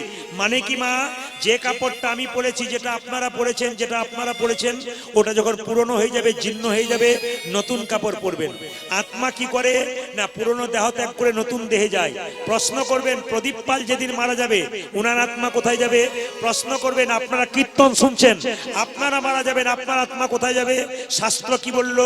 মানুষ কুলে জন্ম নিয়ে যে যেমন কর্ম করবে তার সেরকম জন্ম হবে। জেনে নিন আপনারা, মানুষ কুলে জন্ম নিয়ে যার যেমন কর্ম তার তেমন জন্ম। মানুষ কুলে জন্ম নিয়ে কেউ যদি পশুর মতো কর্ম করে তার পশু কুলে জন্ম হবে। মানুষ কুলে জন্ম নিয়ে কেউ যদি মানুষের মতো কর্ম করে আবার মানুষ হবে। মানুষ কুলে জন্ম নিয়ে কেউ যদি মহাপুরুষের মতো কর্ম করে তার দ্বিতীয় জন্ম হবে না, গোবিন্দ চরণ প্রাপ্ত হবে। প্রশ্ন করবেন কিরকম? যে ধানকে সেদ্ধ করে মাঠে ছড়ানো হয় তার যেমন দ্বিতীয় গাছ হয় না, যে দেহ হরিনামে সিদ্ধ হয়ে যায় তার দ্বিতীয় জন্ম হয় না, তার গোবিন্দের চরণে প্রাপ্ত হয়ে যায়। এইবার সবাই লক্ষ্য করুন মায়েরা, আস্তে বলছে, এই যে আপনি যে কর্ম করলেন সারা জীবন, কতগুলো খারাপ কতগুলো ভালো, যাবে কি করে? যাবে কি করে? পুষ্পের গন্ধ যেমন বাতাসে ছড়ায়, আত্মা কর্মফল সঙ্গে সঙ্গেই নিয়ে চলে যায়। তবে লক্ষ্য করবেন, আপনি মারা গেলেন, আপনি স্বর্গে গেলেন না নরকে গেলেন আপনাকে দেখে বুঝে নেব। শাস্ত্র কি বললো? আপনি স্বর্গে গেলেন না নরকে গেলেন আপনাকে দেখলেই বোঝা যাবে। কিরকম? যদি কেউ মারা গেছে আপনাদের কোচিহারে আপনারা দেখতে যাবেন, অনেক লোক দেখবেন খুব বিভৎস হয়ে মারা গেছে, চোখটা তাকিয়ে বিভৎস মনে হচ্ছে, ভয়ঙ্কর মনে হচ্ছে, জানবেন উনি নরকে গেলেন। আপনার মৃত্যুর পর আপনি তো ঘুমাচ্ছেন, লোকে বলে না আগো দেখে এলাম যেন ঘুমাচ্ছে, জানবেন ইনি গেলেন স্বর্গে। আর আপনার মুখ যদি বিভৎস ভয়ঙ্কর হয়ে যায়, লোকে এসে বলে দিদি 5 দিন ঘুমাই নাই গো, ভয়ঙ্কর মুখ, জানবেন উনি নরকে গেলেন। জন্ম হোক যথাযথা, কর্ম যদি ভালো হয় আপনার মৃত্যুর সময় আপনাকে দেখে মনে হবে আপনি ঘুমাচ্ছেন। তবে হ্যাঁ, আর একটা কারণ দেখলে বুঝবেন আপনি স্বর্গে গেলেন নরকে গেলেন। দ্বিতীয় কারণটা কি? সবাই শুনে নিন। কেউ যদি মারা যায়, বলো হরি হরি বল বলে শ্মশান ঘাটে নিয়ে যায়, লোকে যদি বলে আহ লোকটা খুব ভালো ছিল গো, খুব কৃষ্ণ ভক্ত ছিল, জানবেন ইনি গেলেন স্বর্গে। আর যদি আপনার মৃত্যুর পর কেউ বলে খুব দুষ্ট ছিল গো, খুব বদমাইশ ছিল, গ্রাম থেকে গেল শান্তি হলো, জানবেন নরকে গেল। ভাগবত বলল আপনার শরীরে 9টা ছিদ্র দিয়ে প্রাণ বেরোয়। আমার দিকে তাকান, গুনে নেবেন। 2টো কান, 2 2টো চোখ, 4 2টো নাকের ছিদ্র, 6 একটা মুখের ছিদ্র, নিচের দিকে 2টো পায়ু এবং উপস্থ। গুনবেন আপনারা মায়েরা, 2টো কান 2, 2টো চোখের ছিদ্র 4 2টো নাকের ছিদ্র 6 একটা মুখের ছিদ্র 7 নিচের দিকে 2টো প্রস্রাব পায়ুদার। তার মানে কি কি পায়ু উপস্থ, এই 2টো দাঁত। যদি নিচের দরজা দিয়ে প্রাণ যায় আপনি স্বর্গে গেলেন, ওপরের দরজা দিয়ে প্রাণ যায় আপনি কোথায় গেলেন? আহা, নিচের দরজা দিয়ে প্রাণ গেলে আপনি নরকে গেলেন, ওপরের দরজা দিয়ে প্রাণ গেলে আপনার স্বর্গে গেলেন। কে বলল? ভাগবত বলল। প্রমাণ দেখুন। কি করে বুঝবেন ওপরের দরজা দিয়ে প্রাণ গেল? অনেকে মরার সময় দেখবেন তাকিয়ে তাকিয়ে মরে, তার মানে ওনার চোখ দিয়ে প্রাণ গেল। অনেকে দেখবেন মৃত্যুর সময় হা করে মরে, ওনার মুখ দিয়ে প্রাণ গেল। অনেকে মৃত্যুর সময় কানের দিকে লক্ষ্য করবেন, মোটা হয়ে গেছে, খসখস হয়ে গেছে, জানবেন ওই দিকে প্রাণ গেল। অনেকে মৃত্যুর সময় নাকের কোন দেখবেন ফুটোগুলো ফোটা খুব মোটা হয়ে গেছে, খসখস হয়ে গেছে, ওই দিকে প্রাণ গেল। ইনি গেলেন কোথায়? স্বর্গে। কিন্তু কেউ যদি মৃত্যুর সময় প্রস্রাব পায়খানা করে দেয়, ভাগবত বলল 100% উনি যাচ্ছেন নরকে। এই জন্য বলে রাখি বাবা, জন্ম হোক যথাযথা, কর্ম হোক ভালো। বিল্লমঙ্গলে বাবা গেছে মারা, অসুচ অবস্থায় বিল্লমঙ্গল চিন্তার কাছে যায়, কিন্তু চিন্তা কত বড় মানুষ দেখুন, চিন্তা চিৎকার করে বলছে ঠাকুর তোমার বাবা মারা গেছে অসুচ অবস্থায়, তুমি আমার কাছে আসছো, তোমার লজ্জা করে না? বিল্লমঙ্গল বলে উঠল, চিন্তা ছোটবেলায় আমার মা মারা গেছে, এখন আমার বাবা মারা গেল, আমার আপন বলতে পৃথিবীতে কেউ নাই, তুমি ছাড়া কেউ নাই, তুমি আমার জীবন মরণ সবকিছু, তুমি তো আমার সব। চিন্তামণি বলল ঠাকুর বাবার শ্রাদ্ধ পালন করতে হয় শান্তি মাথায়, আগামীকাল তোমার বাবার শ্রাদ্ধ, যদি তুমি শ্রাদ্ধ পালন না করে আমার কাছে এসেছো, আমি বিষ খেয়ে আত্মহত্যা করবো। বিল্লমঙ্গল চিন্তার হাত ধরে ধরে চিন্তা, তুমি যদি বিষ খেয়ে মরো আমিও বিষ খেয়ে মরবো। কেউ যদি দিব্যি দিয়ে দেয়, কেউ যদি কোনো কাজে দিব্যি দেয়, মানতে হয়। দিব্যি মানে বুঝতে, লক্ষ্য করুন। চিন্তামণি বলে উঠল, ঠাকুর আগামীকাল তোমার বাবার শ্রাদ্ধ, আমার মাথায় হাত দিয়ে কথা দাও আগামীকাল তুমি আসবে না। বিল্লমঙ্গল বলল, তোমার মাথায় হাত দিয়ে কথা দিলাম কাল আসবো না, যদি এসে পড়ি তুমি যেন মরো না। মায়েরা, আজকে বিল্লমঙ্গলের বাবার শ্রাদ্ধ, সবাই করজোরে বসুন, মাথায় কাপড় নিয়ে আপনাদের দেখিয়ে দেবো, একটু তাকাবেন। বিল্লমঙ্গলের বাবার শ্রাদ্ধ, মায়েরা হাতে জল নিয়ে আচমন করতে হয়। তাকান আমার দিকে, হাতে জল নিয়ে আচমন করতে হয় কেন? করাগ্গে বসতে লক্ষ্মী, করমূলে সরস্বতী, করমধ্যে গোবিন্দম, প্রভাতে করদর্শনম। যে যেখানে বসে আছেন প্রদীপ পালের কথাগুলো মানুন। স্মৃতিশাস্ত্র কি বলছে দেখুন, তাকান। আমি যে কথাগুলো বলছি স্মৃতিশাস্ত্র থেকে। স্মৃতিশাস্ত্র বলছে সকালবেলায় ঘুম থেকে উঠে যদি কারো সময় না থাকে, বিছানাতে বসেই গুরুমন্ত্র জপ করবেন। কি বললাম? স্মৃতিশাস্ত্র বলল ঘুম থেকে উঠে বিছানাতে যদি কারো সময় না থাকে, সময় থাকলে আপনি স্নান করে পবিত্রভাবে করবেন, যদি সময় না থাকে বিছানাতেই গুরুমন্ত্র জপ করে নেবেন। গুরুমন্ত্র জপের কোনো সূচি অসুচি নেই। মহাপ্রভু নিজের মুখে বলেছে, খাইতে শুইতে যথা তথা সব জায়গায় হরিনাম করা যায়। মায়েরা আমার দিকে তাকিয়ে নিন সবাই। ঘুম থেকে উঠে চোখে এই 3টে আঙ্গুলে হরে কৃষ্ণ মহামন্ত্র বলবেন, তারপর নিজের হাতটা দেখবেন। কেন? করাগ্গে বসতে লক্ষ্মী, এখানে মা লক্ষ্মী, করমূলে তু সরস্বতী, এখানে সরস্বতী, করমধ্যে গোবিন্দম, এখানে কৃষ্ণ, প্রভাতে কর দর্শনম। সকালবেলায় ঘুম থেকে উঠে যে নিজের করটা দর্শন করতে পারে তার কিন্তু ভগবান দর্শন হয়ে যায়। নিজের কর আপনার দর্শন করবেন, দেখবেন ভগবান দর্শন আপনাদের হয়ে যাবে। শাস্ত্র বলছে, স্মৃতিশাস্ত্র বলছে। এইবার মায়েরা বিছানা থেকে যখন নামবেন, ডান পাটা পুরুষ নামাবে আগে, বাঁ পাটা নারী নামাবে আগে। খুব মাথায় রাখবেন। হরে কৃষ্ণ মহামন্ত্র বলে প্রণাম করে পাটা নামাবেন নিচে। কেন? এই মাটিতে রামের জন্ম, এই মাটিতে কৃষ্ণের জন্ম, এই মাটিতে গৌরের জন্ম। এই মাটিতে আপনি পা রাখবার আগে মাটিটাকে প্রণাম করতে হয়। বিদেশ থেকে কোনো মানুষ যখন এরোপ্লেনে করে আমাদের পশ্চিমবাংলার মাটিতে আসে, তখন তারা এরোপ্লেন থেকে নামবার সময় মাথাটা একটু নিচু করে। কেন?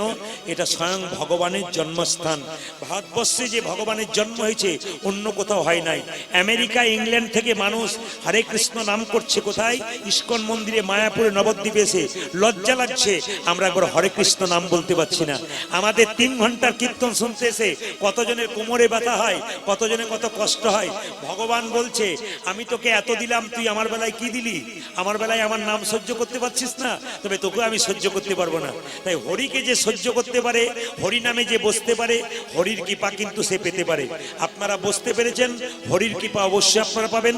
সবাই লক্ষ্য করুন মায়েরা, বিল্লমঙ্গলকে ব্রাহ্মণ সাধ্য সারাচ্ছে। বিল্লমঙ্গলে হাতে জল দিয়ে বলছে, বল বিল্ল কি? নমো বিষ্ণু, নমো বিষ্ণু, নমো বিষ্ণু, নমো বিষ্ণু, নমো বিষ্ণু, নমো বিষ্ণু, নমো বিষ্ণু, নমো বিষ্ণু, নমো বিষ্ণু, নমো বিষ্ণু, নমো বিষ্ণু, নমো বিষ্ণু, নমো বিষ্ণু, নমো বিষ্ণু, নমো বিষ্ণু, নমো বিষ্ণু, নমো বিষ্ণু, নমো বিষ্ণু। এই যে বিল্লমঙ্গল মাথাটা নিচু করে আছে, বলবেন আপনারা। মন যদি থাকে কিয়া বনে, কি করে হরিনাম সংকীর্তনে। বিল্লমঙ্গলকে ব্রাহ্মণ মন্ত্র পড়াচ্ছে, বিল্লমঙ্গল চুপ করে আছে। মনটা কোথায় পড়ে আছে জোরে বলুন, কোথায় পড়ে আছে জোরে বলুন। বাহ, খুব সুন্দর কথা বলেছে আপনার। বিল্লমঙ্গলের কাছে চিন্তা, মনটা পড়ে আছে চিন্তার কাছে। বিল্লমঙ্গলের মনটা, বিল্লমঙ্গল বলছে, বল বল বল, কি বলবো? আমি মন্ত্র বলছি, তুই চুপ করে আছিস, বল। নমো বিষ্ণু, নমো বিষ্ণু, নমো বিষ্ণু, নমো বিষ্ণু। বিল্লমঙ্গল বলছে, নমো চিন্তামণি, নমো চিন্তামণি, নমো চিন্তামণি, নমো চিন্তামণি, নমো চিন্তামণি, নমো চিন্তামণি, নমো চিন্তামণি। মায়েরা, কারো নামে কেউ তরে যায় গো। ঈশ্বরচন্দ্র বিদ্যাসাগরের মায়ের একবার শরীর খারাপ হয়েছিল।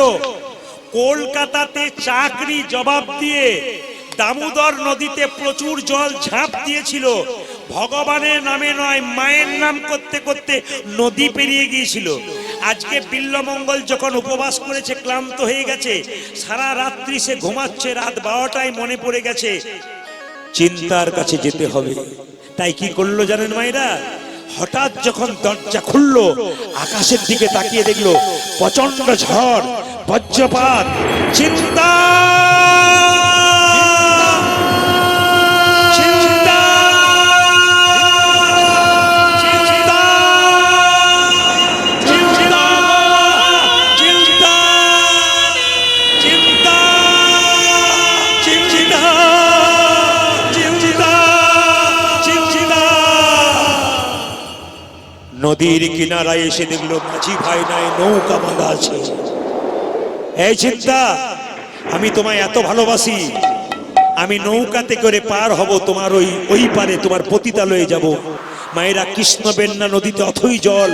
বিল্লমঙ্গল দেখতে পেল নৌকা নাই, দেহটাকে নৌকা করে জলে ঝাঁপ দিল, আর মনে মনে ভাবলো চিন্তা, আমি যদি তোমার জন্য নদীতে ঝাঁপ দিয়ে মরে যায়, পৃথিবীর মানুষ দেখবে। চিন্তার জন্য বিল্লমঙ্গল মারা গেল প্রেমের তাড়নায়। তুমি তো একটা কাঠ পাঠাতে পারলে না নদীতে, যেটাকে ধরে আমি তোমার কাছে যাব। হঠাৎ বিল্লমঙ্গল ঝাঁপ দিচ্ছে আর চিৎকার করে বলছে, দেহটাকে নৌকা করে ঝাঁপ দিল, পারে কর হে ও হে চিন্তা। হঠাৎ জলে ভাসতে ভাসতে দেখতে পেল একটা কালো কাঠ ভেসে যাচ্ছে। চিন্তা, বিল্লমঙ্গল মনে মনে ভাবলো, এই চিন্তা, এতক্ষণ তোমাকে দোষ দিলাম, এই তো কালো কাঠ পাঠিয়ে দিয়েছো, এটাকে ধরে আমি তোমার কাছে চলে যাব, তুমি আমায় কত ভালোবাসো। মায়েরা সবাই তাকান, কালো কাঠটাকে ধরে বিল্লমঙ্গল নদী পার হচ্ছে। এবার আপনারা দেখুন, প্রশ্নের সম্মুখীন হবেন, যিনি উত্তর দিতে পারবেন তিনি পুরস্কার পাবেন। একটা কালো কাঠ ধরে গেল নদীতে। এইবার হঠাৎ যখন চিন্তামণির দরজায় গেল মা, দেখতে পেল কি জানেন?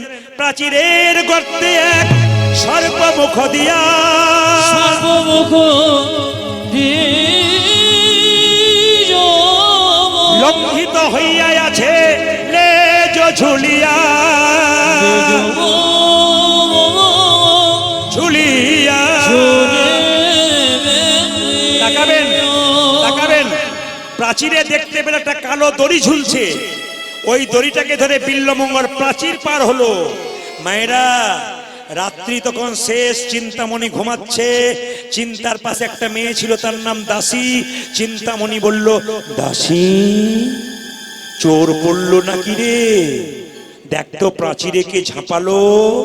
দাসী লণ্ঠনে আলোটাকে নিয়ে দেখলো বিল্লমঙ্গল ঠাকুর অন্ধকারে দাঁড়িয়ে আছে। সঙ্গে সঙ্গে বলল দাসী, ঠাকুর তুমি রাত্রিতে এলে কেন?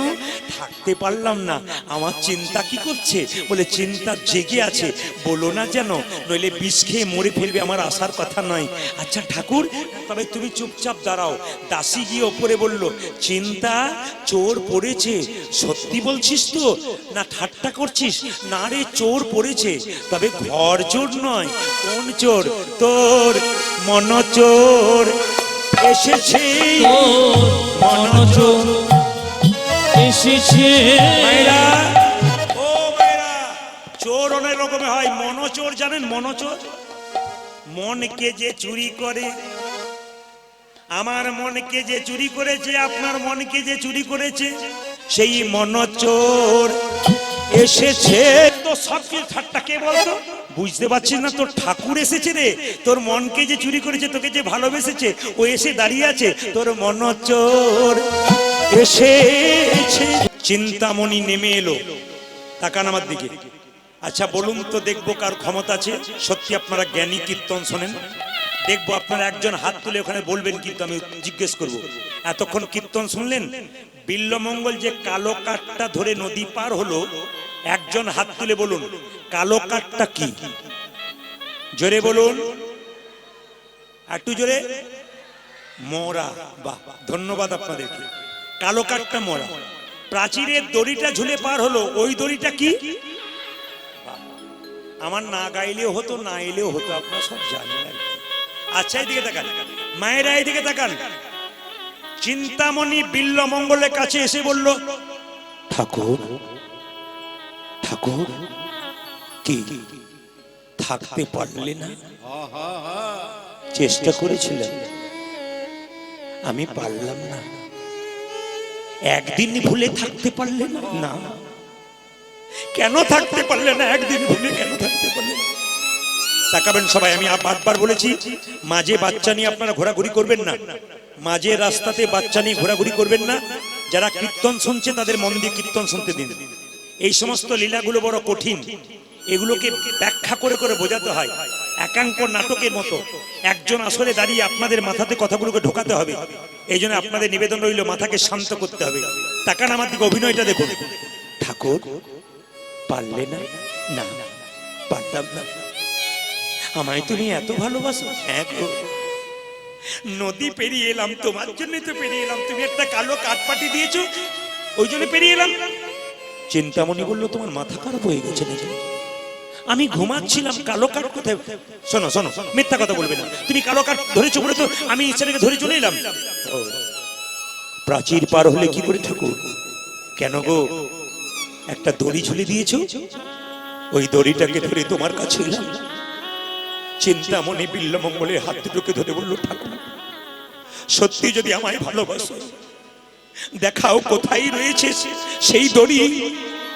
দেখতে পেল দড়ি নয় মা, একটা বিষধর সাপ। গর্তের মধ্যে মুখটা লুকিয়ে ছিল, লেজটা বাইরে ছিল। ওটাকে দড়ি ভেবে অন্ধকারে বিল্বমঙ্গল ঝাঁপ দিয়েছে। সাপের দংশন ভুলে গেছে। প্রেম মানে না বাধা, ভালোবাসা মানে না বাধা। পাগলের মতো ছুটে এসেছে বিল্বমঙ্গল। ঠাকুর তুমি যে বললে নদীতে কাঠ পাঠিয়ে দিয়েছি, আমায় দেখাতে পারবে? হ্যাঁ গো, হ্যাঁ হ্যাঁ দেখাতে পারবো, চলো চলো দেখাই। সকাল হয়ে এসেছে, দেখতে পেল কি জানেন মা? কালো কাঠ নয়, একটা মরা মানুষ। চিন্তামণি বিল্বমঙ্গলের চরণ দুটো ধরে বলল, ঠাকুর এত ভালোবাসা তুমি একটা পতিতা মেয়েকে দিলে কেন? কি পেয়েছো তুমি আমার মধ্যে? আমি কে? আমি যে সামান্য নারী, পতিতালয়ে বাস করি, আমাকে কেন তুমি ভালোবেসে এত পাগল হয়ে গেলে? সঙ্গে সঙ্গে বলে উঠলো, ভালোবাসা যে কি জিনিস তুমি জানো? আমি খুব জানি। তবে ঠাকুর সত্যি যদি আমায় ভালোবাসো, এই ভালোবাসার কথা পৃথিবীর ইতিহাসে লেখা থাকবে। পৃথিবীর প্রতিটি মানুষ জানতে পারবে বিল্বমঙ্গল চিন্তামণির ভালোবাসা। যে ভালোবাসার টানে তুমি আমার কাছে ছুটে এলে। এই দেখো তোমার হাতে রাধা কৃষ্ণের ছবি দিলাম, এই ছবিটাকে নিয়ে তুমি বৃন্দাবনের পথে চলে যাও। যেদিন রাধা কৃষ্ণের চরণ লাভ করবে, সেদিন আমায় ডেকো, আমি তোমার পাশে দাসী হয়ে বসে থাকবো, গোবিন্দের চরণ ভজন করবো। নাও তুমি, নাও তুমি, নাও তুমি কৃষ্ণের ছবি, চলে যাও বৃন্দাবনের পথে।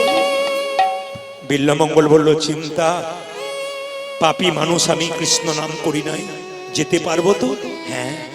চিন্তামণি তাকে ঠেলে পাঠিয়ে দিল, আর বিল্বমঙ্গল কৃষ্ণের ছবিটাকে হাতে নিয়ে বৃন্দাবনের পথে যাচ্ছার গাইছে।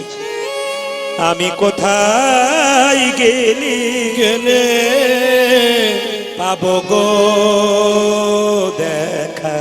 বিল্বমঙ্গল একটা নদী পেয়ে আত্মহত্যা করতে গেল, আমি বৃন্দাবনে যেতে পারবো না। তাকান আমার দিকে।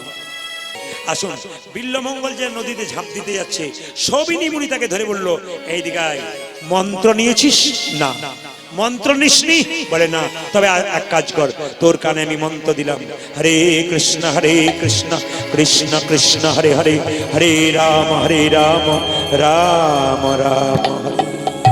ভাইরা, এইবার যে যেখানে বসে আছেন, বিল্বমঙ্গল মন্ত্র পেয়ে চলে যাচ্ছে কোথায়?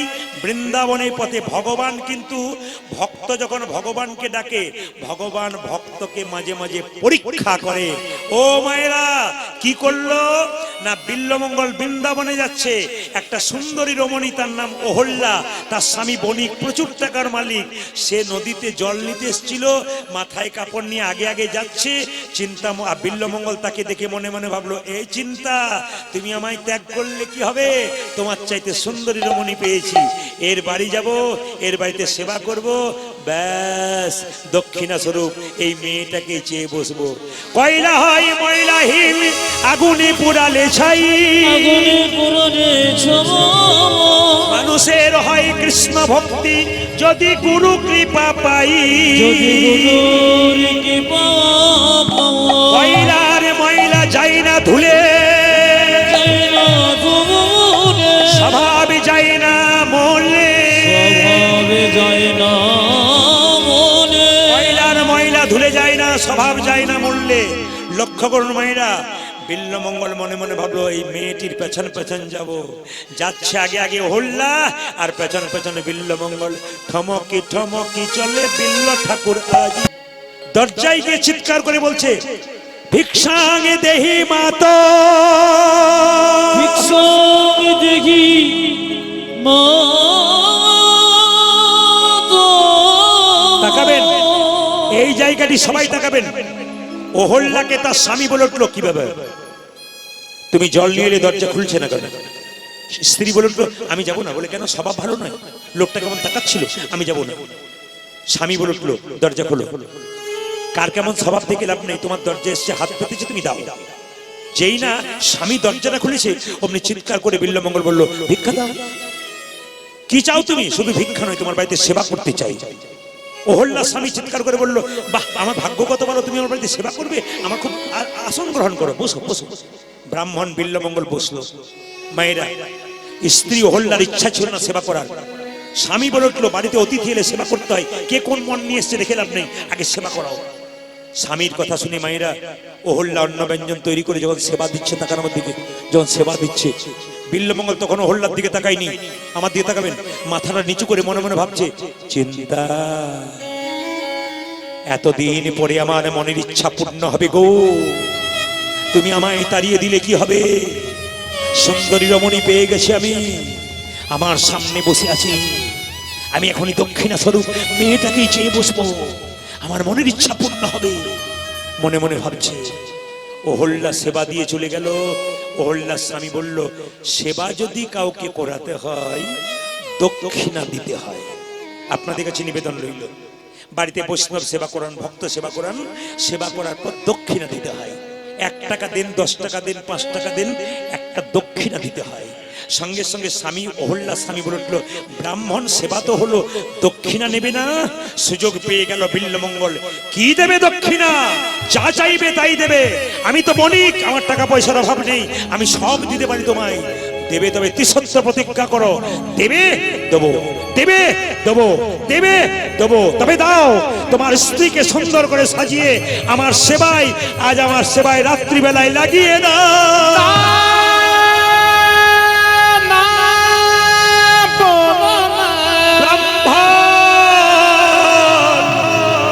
তুমি এমন করে আমায় বলো না,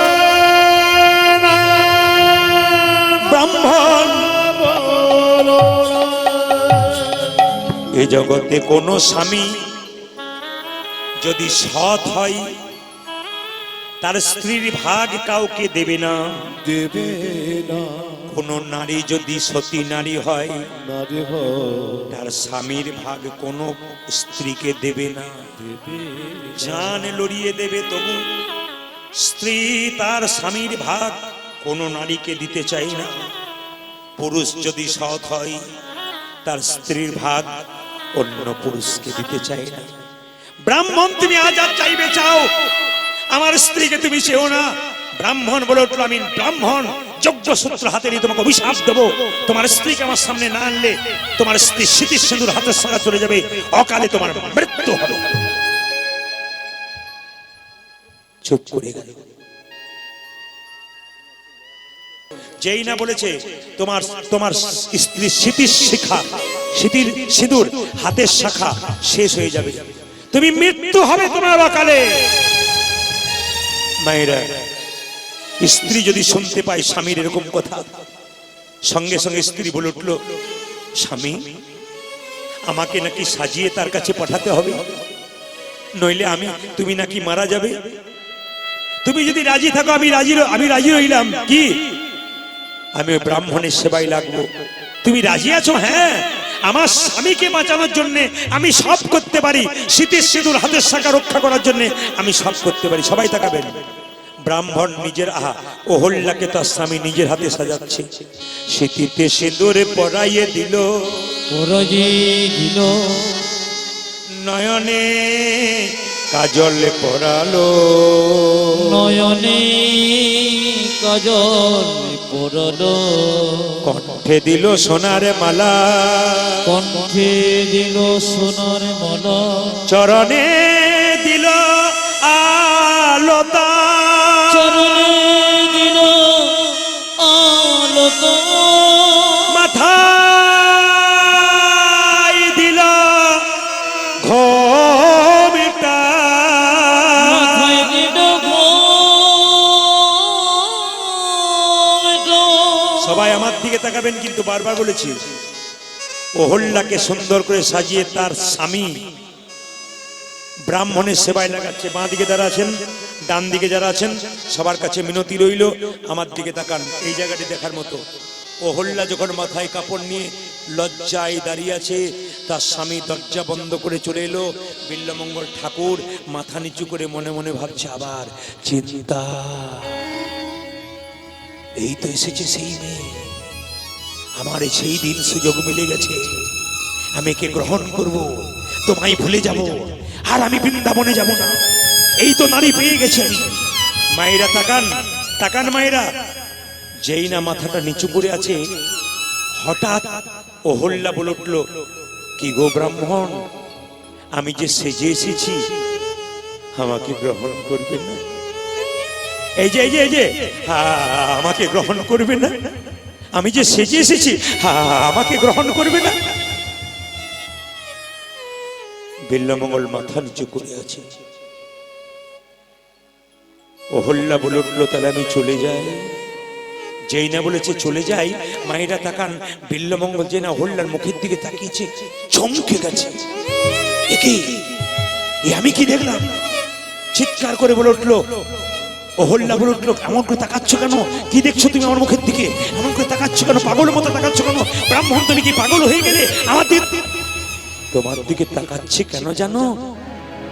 ছোটবেলায় আমার মা মারা গেছে, তো তোমার মুখটাকে দেখে আমার মরা মায়ের মুখটা মনে পড়ে, তোমাকে দেখে আমার মরা মায়ের মুখটা মনে পড়ে গেল, তোমাকে দেখে আমার মরা মায়ের মুখটা মনে পড়ে গেল, তোমাকে দেখে আমার মরা মায়ের মুখটা মনে পড়ে গেল, তোমাকে দেখে আমার মায়ের মুখটা মনে কি? এই যে তাকাবেন মায়েরা, অহল্যা বলে উঠলো, তুই আমায় মা বলে ডাকলি? আমি যে মা হতে পারি নাই রে। কেউ যদি মা বলে ডাকে, যে মা হতে পারে নাই, তার যে কি আনন্দ একমাত্র সে ছাড়া কেউ জানে না। তুই আমায় মা বলে ডাকলি, কি চাস তুই? দেবে মা, তবে দাও। কি? তোমার মাথাতে দুটো সোনার ক্লিপ, মায়েরা ক্লিপ পরেন না, অহল্যারা বণিকের স্ত্রী তো ক্লিপ পরেছিল, ক্লিপ দিলে দাও। যে না ক্লিপটা দিয়েছে, আমার দিকে তাকান। বিল্বমঙ্গল চোখের সামনে নিয়ে গিয়ে বলল, ওরে নয়ন, তুই আমাকে কৃষ্ণচরণ পেতে বাধা দিয়েছিস, এই দেখ, এই দেখ, এই দেখ, মায়ের সামনে আমার এই নয়ন দুটো অন্ধ করে দিলাম, অন্ধ করে দিলাম, অন্ধ করে। বিল্বমঙ্গল অন্ধ হয়ে গেল। আমার দিকে তাকাবেন সবাই, বিল্বমঙ্গলের দর্শন করুন। আমার দিকে তাকাবেন। বিল্বমঙ্গল এদিকে কৃষ্ণ কর্ণামৃত বলে একটা তিনি গ্রন্থ লিখেছিলেন, আপনারা সবাই তাকান। বিল্বমঙ্গল যখন অন্ধ হয়ে যাচ্ছেন, অন্ধ নাহানি চলে যাচ্ছে, ভগবানের জন্য হঠাৎ খিদে পেয়ে গেল। মায়েরা কিছু মনে করবেন না, হাজার হাজার সাপের মধ্যে একটা সাপের মাথায় মণি থাকে, যে সাপের মাথায় মণি থাকে তাকে খাবার জোগাড় করতে হয় না, অন্ধকারে বসে থাকে, মণির আলোতে পোকামাকড় ছুটে আসে, আর সাপটা বসে বসে খায়। ভগবান রূপ মণিকে কোনো ভক্ত যদি হৃদয় মাঝে রাখে, তাকে খাবার জোগাড় করতে হয় না, ভগবান তার খাবার জোগাড় করে দেয়। বিল্বমঙ্গল চুপচাপ বসে আছে। ভগবান কি করলেন? গোয়ালার বেশ ধারণ করে কাঁধে দধি দুগ্ধ নিয়ে ভক্তকে খাওয়াবার জন্য আসছেন। আপনারা সবাই দর্শন করুন। ভগবান গোয়ালার বেশ ধারণ করে বিল্বমঙ্গলের কাছে এলো, সেবাটা দর্শন করুন। ভগবান নিজের হাতে খাওয়ালেন কাকে? বিল্বমঙ্গলকে। বিল্বমঙ্গল খেলেন, জিজ্ঞেস করলো, আচ্ছা তুমি কে গো? আমি গোয়ালার বালক, আমি বৃন্দাবনে যাব। ছোট্ট ভগবান বলল, তুই যাবি কি করে? তুই তো চোখে দেখতে পাস না। ভগবানের চাইতে ভক্ত চালাক। বললো, কেন গো? তোমার নুপুরের শব্দ শুনে আমি তোমার পেছন পেছন চলে যাব। ভগবান কৃষ্ণ বসে আছেন, বিল্বমঙ্গল বসে আছেন। বিল্বমঙ্গলকে কৃষ্ণ বলল, তুই কি চাস? বিল্বমঙ্গল বলল, আমি কৃষ্ণ চাই, আমি তো চোখে দেখতে পাই না। কৃষ্ণ বলল, তবে দেখ আমি কে তোকে নিয়ে এলাম। চোখের মধ্যে হাত স্পর্শ করলো, বিল্বমঙ্গল দেখলো কৃষ্ণ বসে আছে।